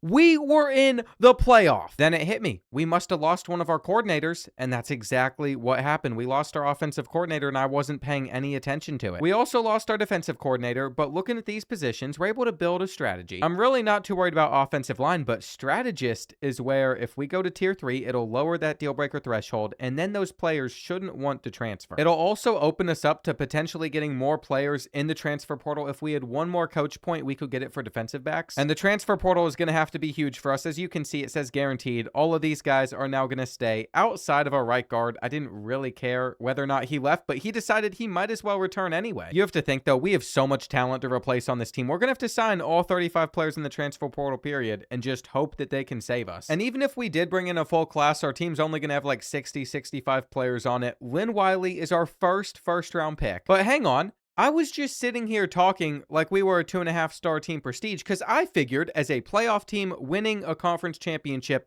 There's no way that we would stay at 2 stars again. They have left us there. Now, this is where I get to control the video. It's my channel. I set the restrictions, and I can say, hey, that's a stupid restriction. Here's another stupid restriction. We are now 15 years deep into a 20-year rebuild, and over the last 7-8 seasons, and we can't go back that far, we have literally been able to win 10 games a year. So I believe we should be able to go after 3 stars now. We've earned it. We are 1 game away from earning promotion to the Big 12 with Montana State. But I have just reached some shocking news. I've lost track of how many seasons we have done. If I go through and I count all of the champions over this time frame, what I have realized is we have now reached the end of season 16. I have just 4 seasons left to win a national championship, or else we're not finding success with the Bobcats. Now, I'm throwing out most restrictions. Outside, if we're not going after 4 and 5 stars, we can still only go after 3 stars or lower. And look at how many needs we have at every position. We will take anybody that is willing to come here. Just in the process of scouting some of these guys that are interested, they are so much better than what we have been getting. And all I'm doing in this first week is offering a scholarship to 35 players that already have interest in playing for Montana State. Now, if there are any other schools that are interested in these guys, they're most likely getting taken off of the board. Unless I know for a fact that they could be pretty good. Like Reed Beard is transferring from Ohio State. We are keeping him up there. Same thing with Thad Morey. He was like the 200th best player in the country. But for a lot of these guys, that's what we want to see. We want to see we're the only school going after them. If not, they're just getting taken off of the board because we have to put our hours into players that want to play for us. Now, for the most part, the second stage of my plan is going pretty well. We found a bunch of these guys that no one else wanted. We offered a scholarship. We put some hours into them, and eventually we'll show up on their board. But unfortunately, more of the prospects at the top of ours are starting to get pursued by other schools like Texas. And how are we supposed to beat out Texas for the safety from LSU? Same thing for Reed Beard. I'm hoping that we're able to close out this battle. I want Thad Morey as our quarterback, and I put some of these players on a visit. It's the most I can do. However, sometimes that's not enough to close out a battle. Thankfully, we're going to have a good enough hard sell on Thad Morey that 4-star pipeline for San Diego State shouldn't be a problem. And I think if we're able to get a really good 4th visit week in for guys like Henry Prince, we'll win them too. As for the rest of the guys on our board that we're signing, I don't know who 90% of these prospects are. I recently got a walking treadmill off of Amazon. It's over in the corner there. So I could barely see the guys I was adding to our board. I just knew that nobody else wanted them. And I felt like that was the best way for me to stay walking while I was just trying to build out the board. It was 13 minutes of walking that I would have otherwise been sitting in my chair typically. I'm standing up right now. Maybe that's some added motivation for you to get up and start moving around a little bit too. Alabama, South Carolina came in at the last second for a couple of these 3-star transfers, which really stinks. All of these guys that we're losing out on in the last week is one less player we're going to have on our team. And we were planning on signing a lot of these guys, but now we're down to 29. At least at the top of our board, we were able to successfully get every single one of these. Dev traits are a big deal though, and with 3 stars, impact is a lot more common though. Ohio State running back has normal, so no wonder he wasn't panning out there. I thought that's how we were going to find an elite. And you'll never believe what we eventually stumbled upon. Another quarterback, Rayshawn Ruffin, has elite development. He's a transfer freshman. I just threw him on here for fun. I guess that's who we really wanted. And Isaiah Peterson, a freshman with star development. We also got elite dev on freshman Nate Datch. It is so nice that even with the 40th best class, it feels like we're signing a top 10 class. Comparing this to 1 and 2 star players is just, it's not even a comparison. I'm speechless. We have not been able to see any players like this over the course of apparently 16 seasons. It's not been 15.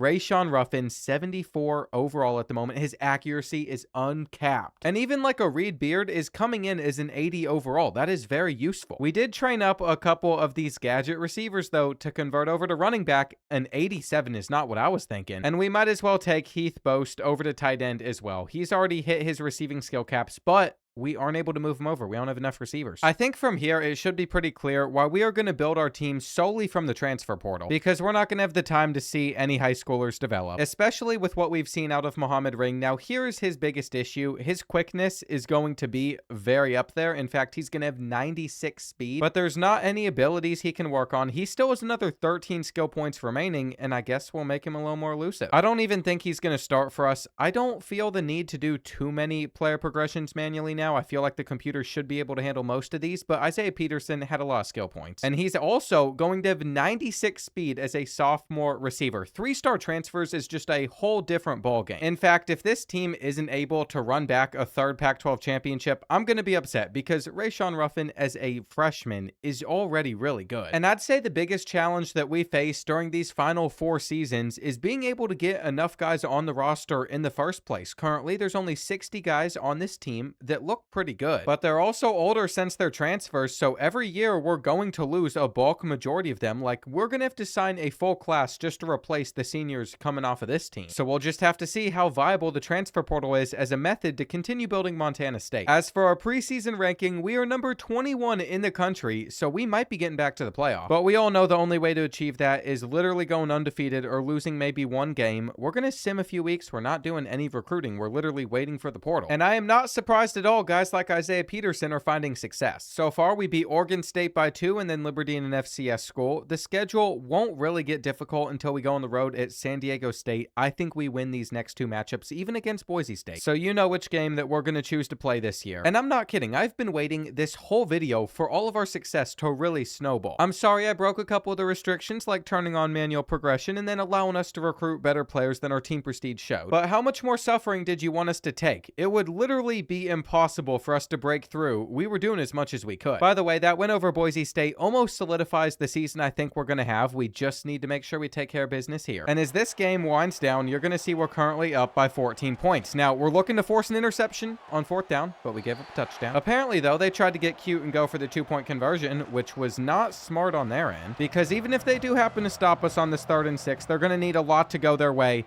You can't blitz there. Rayshawn Ruffin handled it with ease. We still need to pick up one more 1st down for this game to be over. But I could see us doing it through the air right here, or since we finally have a scrambling quarterback, we can taunt them a little bit too as we go down. We even ended up scoring one little touchdown at the end to rub it in. And that win is going to move us up to number 12 in the country. We still got to get through the second half of the year. There's nothing that we can do besides just hope that once we get to week 15, we're undefeated. And we are in the conference championship game, but we're number 20 in the country.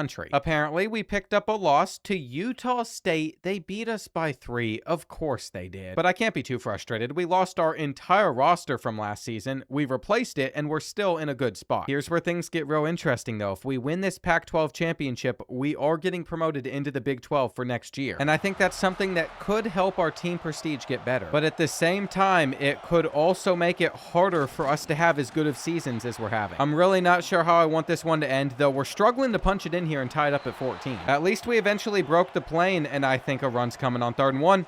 It was a read option, though, and Boise State's at midfield. As they continue this drive down the field, they're going to pick up another 3rd down. We almost need to let them get in. Here they go. Another handoff, this time to the outside, and it's just a business decision. We have a minute on the clock to tie things up. We'll probably go for the 2-point conversion. And again, is it going to be the end of the world if we don't win this game? I'm really not sure. I don't know if we're prepared for the Big 12. We're going to have another load of transfers. Literally just coming in and replacing almost every single player on this team. We're trying to throw that seam. And that leaves us with 31 seconds left now. We used our first timeout, but I think it was well worth it. With 20 seconds left, we get off our next snap, and Ruffin is literally just trying to do it all himself here. We basically have 3 plays to score. I'm sure that they're going to get somebody over to Hicks extremely quick, because that was going to be our original read. And we just threw that into the ground instead. 2nd and 10.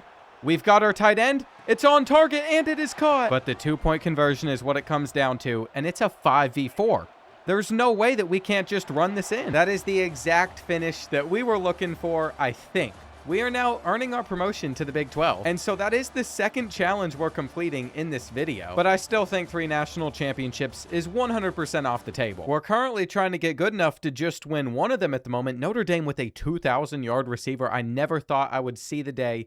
Texas Tech in a bowl game, though, not the playoff? That is a really painful snub. Miami, Ohio was the 3rd highest rated conference champion. Penn State is the 5th. And so the Redhawks are who to blame for keeping us on the outside of the college football playoff and putting us in a bowl. We also forgot to fire both of these coordinators, but at least we have a 20 overall advantage over the Red Raiders. If this could have just been a playoff game, we would have picked up a win for sure, because we have crushed them here. That was just out of reach. But either way, it means absolutely nothing. It was their first touchdown of the game. And maybe we'll do a little bit better in the Big 12 conference than I was thinking. Their best team, Kansas State, they lost to Georgia in the quarterfinal. And we got to start thinking about what players are going to be returning for us next season. Rayshawn Ruffin, of course, still has another 3. So he's going to be our quarterback the rest of this 20-year rebuild. We only have 3 seasons left. Julius Broker, he is now graduated. And so have our best 2 receivers, but they came in as 2-star prospects. They're about to get taken over by guys like Isaiah Peterson. I also just want to point out, we have earned our 2.5-star team prestige now. We're going to try and convince both of these these guys to return just to have some extra depth, but this means we have lost 34 players from this team. But at least one of them went on to get drafted in the 5th round. I have decided my new goal on what we want to achieve during the transfer portal is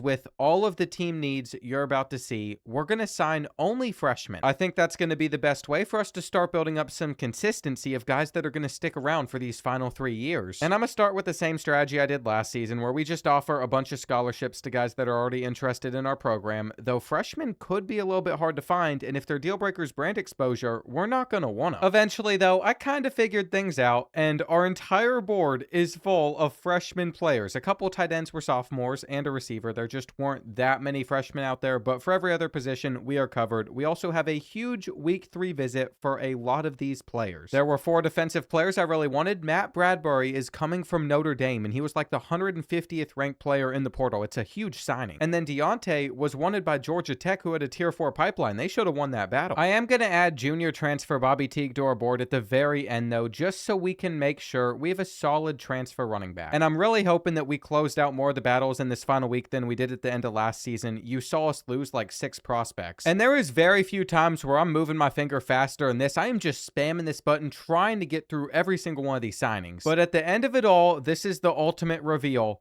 And it looks like they all chose Montana State. Did we just sign a full class of 35 3-star transfers, basically all of them being freshmen? I mean, that is impressive. Bobby Teague with normal dev, though, for the junior running back, so he's not going to improve much more than he already is on. We saw star dev on another running back coming in. I don't know who is going to play for us. I don't even know much about these guys, but Matt Bradbury panned out very well for us with his star dev. Our top 3 players all had star dev, and so did John Huey, but that's about it. Class ranking wise, that is going to give us the 45th best one in the country. If we compare that to the rest of the Big 12, that would still put us in the top half. And there are a couple of positions like quarterback where we could still use more guys, but we just have to hope that Ruffin doesn't get injured, which I'm sure we'll be able to manage. Now, Rayshawn Ruffin has 67 skill points to spend, so we don't want his overall to peak up too much or else he's just going to leave our program early. His speed is already maxed out, and the stronger we make his arm, the more his overall continues to go up, so I guess he's about to become the most elusive quarterback in the country. There's a lot of these upgrades that we could do where I'd like these guys to stay around their entire career, so that's why we're taking Isaiah Peterson up to 98 speed. But at the same time, there are some guys that we're probably just gonna have to say goodbye to, like David Savage is an 88 overall as a sophomore. I guess he does need to be quicker to be a user, but the second we improve anything, I'm sure his overall is gonna start going up again. And you know what? Reed Beard is gonna turn into a pretty good running back for us this season. We didn't have a plan there besides either him or Bobby Teague, but Bobby Teague is a contact seeker with 13 skill points left to spend. I highly doubt he's going to match his overall, and he's already a lot slower. I got a lot of player progressing to do. By the time that I wrapped it up, it's going to say our roster is a 96 overall with a 99 overall defense, and it isn't that good, but it's probably sitting around like an 88. And I will say, just to get it to an even number of teams in Big 12 conference play, I also brought over our rivals Montana, who are not going to find much success here. It is nice to see in one of our final seasons, we're starting inside the top 17, and it looks like with 37 sophomores, 5 freshmen, we still need to have one more big transfer portal class at the end of this season. Outside of the portal, though, there's not really a reason for us to go after high schoolers still, and I'm expecting us to come out on top of our first couple of games. Baylor on the road, we don't know much about any of these teams now that we're almost 20 years into the future. Who's good, who's not? Oklahoma State seems to be the only one that's ranked. So I'm guessing that means the Big 12 has fallen off a little bit, but it's still a better conference than the Pac-12. There are also just a few players on this team that are going to want to transfer, which is understandable. I don't think any of them would be major losses for us, and we might as well just simulate to the Oklahoma State game. It's all the way in week 9, so by the time that we get there, a lot around the country could change. And apparently we weren't able to beat Baylor or Utah. After that, though, we have figured things out. We've won all these games pretty comfortably. These are the final 4 matchups on our schedule, where I think since we have 2 conference losses, our shot at getting to the conference championship is off the table, but we had an easier conference schedule. None of these top 4 teams were on there, and we still weren't able to find success. It's a hard pill for us to swallow. The Cowboys are an 89 overall. We might as well just jump in against them. And I have some bad news. This team is simply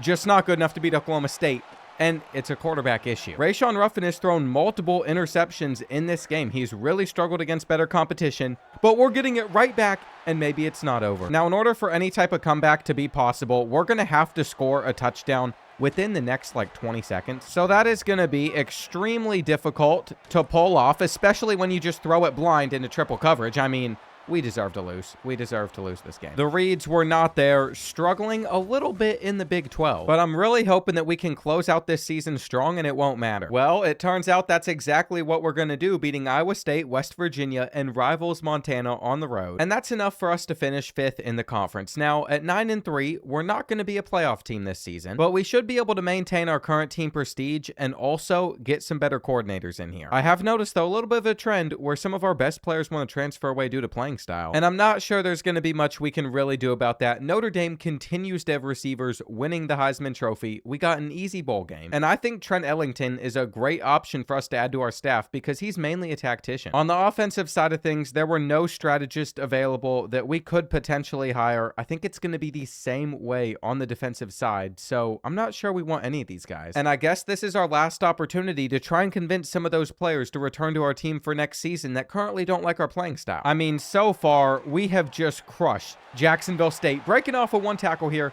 Datch can't get in. But I find it hard to believe so many players wouldn't want to play for this program when we're crushing them. Peterson's one of those players that wants to transfer away, and he just can't even realize how far this program's come to win a bowl game by this much. Maybe he doesn't like some of our new coordinator hires, though. We were able to not bring in just one tactician, but 2 of them. And whenever their stats are maxed out like this, our team overall is going to get a huge boost. As for being a strategist, we still need a few more coach points if we want to be able to convince some of the other position groups not to transfer. And for some of them, like Isaiah Peterson or Amani Alotoye at receiver, it just isn't going to matter, which really stinks. Both of them could have been impactful players for us, but we're keeping around our elite dev guy that led us with yards. And then at running back, I cannot remember the last time that we had a guy under 1,000 rushing yards, but it wasn't really needed. We threw for quite a bit. Now, Rashawn Ruffin did take a step back from what he did the season prior, so that is something to monitor. We're going to have to look for some of these guys in the transfer portal, seeing if we can get them to come back after they decide they don't want to play for us. There's only been one player that we have successfully convinced to return now, and it was Al Bloom, who is a running back that has a playing time deal breaker. He's not getting playing time when he is normal development, and it just stinks. This team is going to lose quite a bit of talent. I still think we're going to be better than we were this season. Unfortunately, our pro potential grade isn't rising that much. We only put a defensive tackle in at the 7th round, and I thought our team prestige might move up to 3 stars, but it hasn't changed. I'm thinking that I can put together a pretty solid transfer class as well. We're literally doing the same strategy I have for the past couple years. If players are only interested in our school, then they're welcome to come here, but if they're fielding interest from others, they're getting removed. And I think our class ended up going pretty well for us. There are a couple players I'm expecting to choose bigger schools, like Texas was pursuing this free safety at the last second. He's going to choose them. And apparently Georgia was able to take away this receiver from us as well, though I think Alexander Board did choose us over the Longhorns. That was the free safety that I thought was going to Texas. We lost a prospect to Baylor. They took us down this past season, or we beat them. I really can't remember. And then we were trying to sign some quarterbacks just to get some depth there, but we also lost those battles, which means this class has 29 total players. I'm seeing lots of star devs, though. I'm seeing lots of impact. Then we got a run of normal. No elites yet. And there were never any, but still, these 3-star transfers, despite being the 48th ranked class, are going to make a big difference. We just need to make at least one of these guys play tight end for us that's currently a receiver. It's going to be a downgrade for Sam Westerman. So maybe we just wait a whole other season and move someone else over there for our final year. But it's going to be hard to figure out who we should do that with. And every so often, you just find changes like this that make a major impact. It is going to guarantee that Paul Forsett declares for the NFL draft at the end of this season, and we don't get him for our final year, but he's a 97 overall. I mean, what more could we really ask for? He's just going to fall short of that 99. And I think the same thing is going to happen to David Savage. Instead, it's 97 though. I think by the time we're done with a lot of these player progressions, you're going to see a team that looks way better than last year's roster. But I am going to have to find a way to keep some of these guys' overalls down, or else they're going to leave. And I want Rashawn Ruffin to stick around for multiple seasons still. What I've done is I've tried to max out some of his abilities. We got him up to a platinum mobile resistance. He is a 93 though. I think he's an 89 without the tactician bonuses. And it's hard with some of these guys. When they have elite development and there is 61 skill points to spend, there's only so much that you can pour them into. I guess that's a really good problem to have with this this team, though. We are going to lose a couple juniors to the draft early, but I really feel strongly that for the rest of these players, we will be able to maintain them. And if I just scroll for a bit longer, you're going to see a lot of high overalls. I think the lowest overall you're going to see on the field for this team will be like an 86. And don't get me wrong, with 6 seniors graduating and 12 open roster spots, there's still going to be a little bit of room to bring in extra players for next year. But we already have 49 guys in our junior class. You can see how everything is building up for our senior class to just be enormous and really powerful. I was really hoping by now maybe somebody was projected to win the Heisman Trophy. Still not the case. But we've reached a great point in this rebuild because we just beat Wyoming 84-3. We have not seen a score anything like this before. 42 points in the fourth quarter. I'm guessing our second stringers just whooped up on theirs. But then when we go into check, we see that they didn't even get out there on the field. I guess you could say that was a little harsh and mean of us to leave in our starters for the full game, but now we're facing number 18 Houston. And against them, Sam Westerman put on a good performance. It's going to be a while, but I think the team on our schedule that we're going to want to face this year is going to be BYU. So we're just going to have to jump to week 10 with some matchups in the way that could result in losses, but I'm hoping we're undefeated. It can never seem to go that way, though. There's always at least one team that finds a way to beat us, though we shouldn't have been surprised. Kansas State has had a lot of success in recent years. Now we go on the road to 6-2 BYU. And once again, we've avoided the top 2 teams in our conference, TCU and Arizona State, on our schedule, but the Wildcats are currently undefeated. I'm not sure if we can get to the conference championship. At the moment, our best running back, Rashard Chubbs, just got injured, so that's a big loss, 29 weeks. But it's not like we've really been plagued with many injuries so far anyway, and I think we'll still take down the Cougars. I've said it before, and I'll say it again. At some point, I want to get out to a game in BYU. It looks like a sick stadium. Their fan base seems awesome, and I even feel a little bit bad for what we have done against them in this game.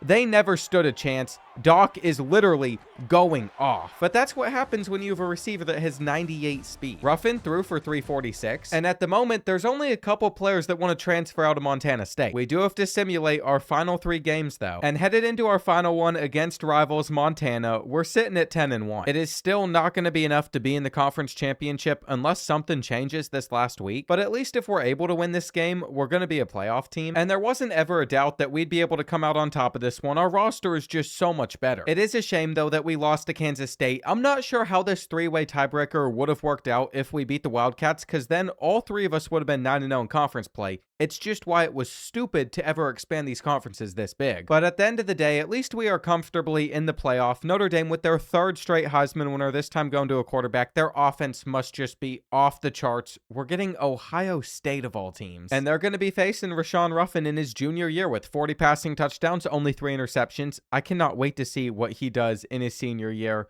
Looks like since we had some running back injuries, we didn't really have a leading rusher. Well, we did, just not one that had like 1,000 or so yards and a lot of touchdowns. Damian Ogden was actually our number 1 receiver. All 3 of these guys, pretty even split though. And if we are able to get through the Buckeyes, we're going to have to take on undefeated number 1 Notre Dame, who's been at the top of the college football game for years. We've seen them rack up award after award. We're also going to have to take a trip to Columbus, which is even more bad news for us. And it's going to be a night game, but I still am confident in this roster to keep it close. Somehow, though, they've been able to hold us scoreless, so with 4 minutes left, we got some work to do, starting with Ruffin. And I just can't believe our defense showed up as well as they did, while our offense has done almost nothing. Now, I will say we have struggled a little bit through the air in this one. They might even be able to get over and knock that ball out. So just to make this a 4th and manageable, we're going to go to the run on 3rd down. And then it hit me. The best thing that we could do here is kick this field goal, except that meter was moving way too much, and it is still going to be good. We have to force a 3-and-out, though. It's going to be 3rd and 6. And I'm not sure if we even did the right thing by letting that run down to the 2-minute timeout. It hit him in the head. That was a straight bailout. We should have lost the game right there. Not going anywhere on the return. But maybe we can get something going on this drive. I don't know what to do about that. I'm not even sure what routes we're going to have out there on the field.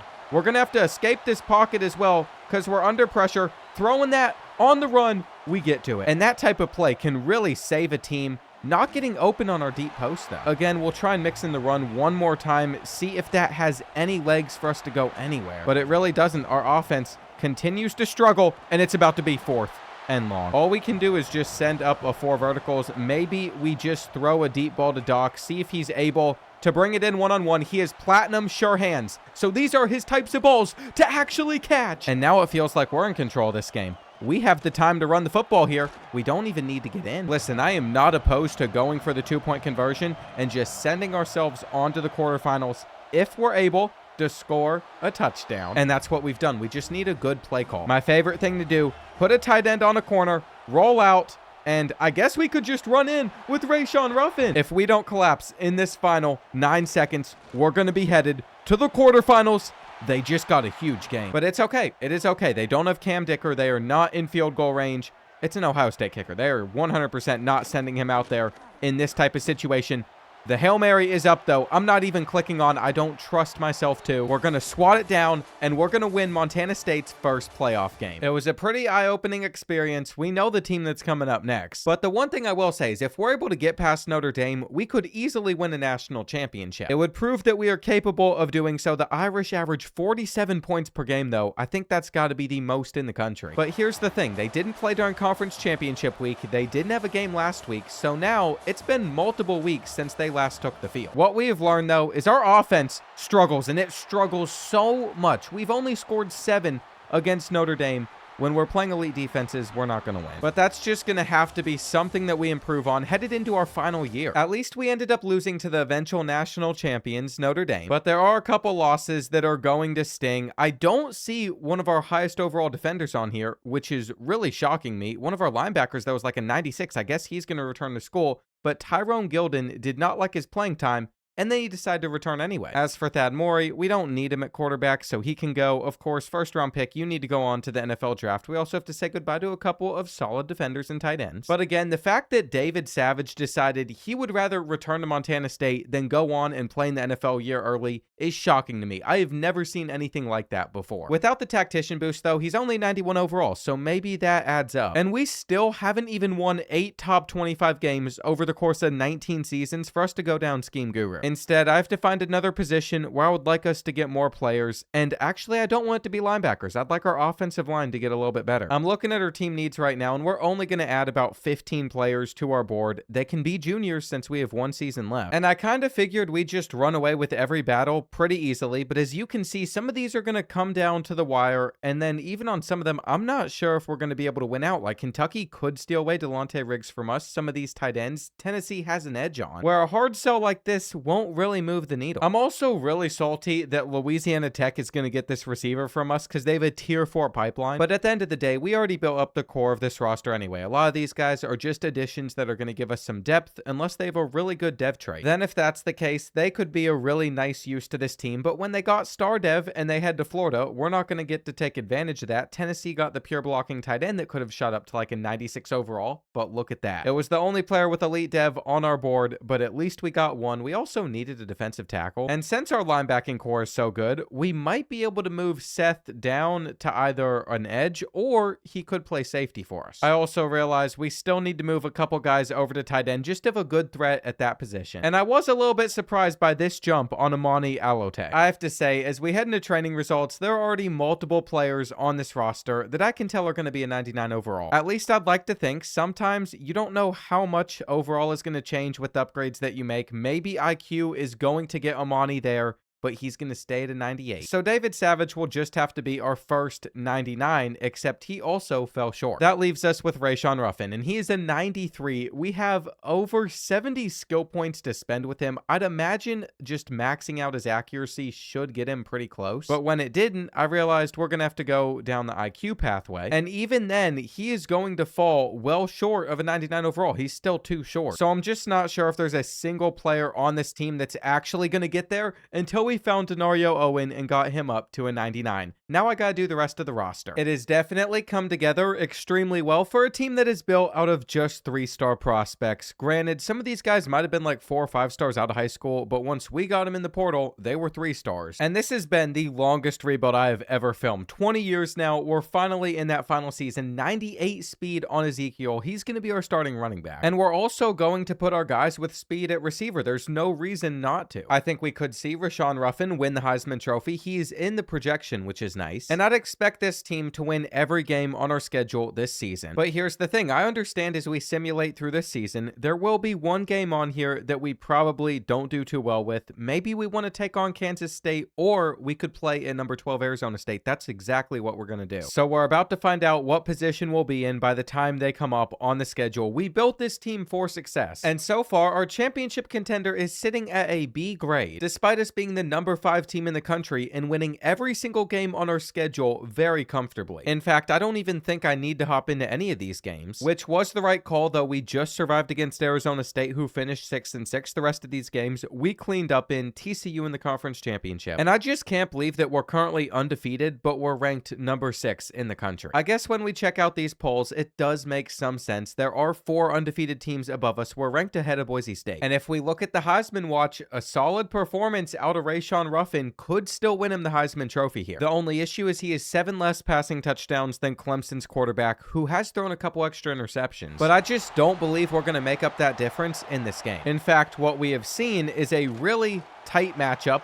We're somehow slipping off of that block. We shouldn't have gotten there. But this team could be one that underwhelms during the playoff again, unless we're able to just bomb them deep. I think if we really wanted, we could do that over and over. TCU currently sits at about the 36. So we have not won the Big 12 yet. They're just going to take a couple shots to the end zone, and we don't have that many numbers back there. I mean, they should have been able to bring that one in. We're trying to get our pressure, but they just take one final throw, and that was close. We've been able to win the Big 12, though. And I believe if we could play a few more seasons, we would have been able to win this trophy a couple more times. And the same thing goes for the Heisman Trophy. Rashawn Ruffin won the Walter Camp Award. I just don't think the Heisman Trophy is going to pop up here. Looks like he got the Maxwell too. So hang on, he completed 77% of his passes, and we did get the Heisman. I guess that means this 20-year rebuild wasn't a complete failure. We have now completed 3 of our 6 challenges, and we could still see a national championship too. We didn't have to play in the first round. We got the 3 seed, so we're playing Florida State. Our pathway to winning it all might have to run into undefeated Notre Dame if they take down Georgia. But I think we've gotten a lot better from last season. This completion percentage is still just mental to me. Only 1 interception. I am not going to corrupt him in the playoffs. We're not going to start turning the football over. And then we had 3,000-yard receivers to support him alongside a tight end with 720 yards. It is no question that this team is one of the best that we have ever been able to put together. 50 points per game. It just took a while to get Montana State here. And yet, even now, there never seems to be a time where we can pick up an easy win. Currently, Florida State is down by a possession. They have plenty of time to push this ball down the field. And I'm a little surprised at our zone coverage just not picking up some of these guys as they break a tackle and they're about to take this into the end zone. I cannot believe what I'm seeing, but they still need the 2-point conversion, and they got it. So we are now needing a field goal to end this game. It's actually such a disappointing spot to be in with this roster. They're playing the speed option, but we still pitch it at the last second. There's that 98 speed. It really hasn't shown up in this game for him, but then they're coming out pressing. So it's going to at least come out somewhere. Maybe it's our drag route that we hit. And I refuse to believe the Seminoles are stopping us. Let's go for the fake. Let's go for the fake. That's going to take a lot of time off of the clock. Just 27 seconds remaining now. But we cleanly beat the press. You can't press us 2 times in a row. Got to celebrate on Florida State a little bit. And then it hit me. We should probably center things up for a field goal, but we're going to fumble. It's kicked into the end zone. What just happened? Okay, that's going to look really, really dumb. But I was trying to take my player to the right, dive so it would be centered up, and it just didn't let us do that. There's a reason people say just take your points, and that is exactly why you're supposed to. But look at that throw. I mean, that was just beautiful. We deserve to get our shot at the championship. If this team cannot make it there, I'm going to be so upset. 3rd and 4. Can't imagine that they're about to run here. We're going to give up the slant. We're going to give that up as well. And they've decided to come out and goal line. I'd imagine this is not going to be a QB sneak. We should be able to blow up the handoff or leave them open. I actually think we're going to choke this game with one of the dumbest ways potentially to ever lose. I just can't believe it. You just load this thing up and you know wild stuff's going to happen. Sometimes you're in the mood for it. Sometimes you're not. Tonight is one of those nights. I was really hoping to cap off this 20-year rebuild with a national championship for Montana State. We could still hold the line here, but now that they go through the air, what are we going to do? That's a great tackle. This is it. 3rd and goal. Didn't give that up. He's coming across the back of the end zone. How? How are we missing him? These guys are not performing like they're all like 97 overalls at the moment. Though, at least we knocked that ball out. And this is what it all comes down to, our offense. Whenever I'm sitting here playing, we're kind of just going Joe Burrow LSU style here. We're literally just sending our guys down the field. Oh, we're going to scramble, though. Huge run out of the Heisman winner. And I guarantee they are about to leave this wide open underneath. That was a bad guarantee to make, but we have double drags, and that could have been picked. I don't even know what to do. We see the zone coverage. Ruffin takes off. And even though we didn't even make a read there, I actually really like that concept, especially if they send the house running back open, and we are in. So we are surviving the Sugar Bowl against Florida State. We still have a chance at a championship. Our worst nightmare has come true, though. We're facing Notre Dame again. And I can't say historically we've done too well in the college football playoff. Both of us are undefeated. There's a lot of really good teams around the country this season. We have a slight edge over them. I'm sure we played a similar type of schedule. And it's about to be a real test on if this roster is good enough. I will say, with 2 minutes left, our position could be a lot better or worse. They have had a lot of answers for our offense, which is why we needed to get something going here. Ruffin has already rushed for 70 yards in this game, and he's just getting hit. Their zone coverage is giving us a lot of problems, which is why he isn't going to make a read again. Notre Dame's pretty smart. They know that if they go man-to-man, we're going to find ways to get around it. And they've also been playing pretty backed off in this game because of how we could beat them deep. Here we go, though. They come out pressing. Are those safeties going to help over top? I don't know if they can get back to that right side. Looks like we could have an incredible throw, but it amounts to nothing. 3rd and 10, deep drop back, gonna take the sack. And it really feels like that might have been game for us, except once again, we got to come back. This is such a stressful ending for a spot in the national championship. We're taking another sack. This defensive line has been crazy. It has been extremely hard to face. Only 13 seconds remaining now. And I don't know what to do. We built an offensive line that shouldn't be having a problem here. We have a chance at a 50-50 ball. It was in his hands. Well, I don't think we're winning a national championship with Montana State in this video.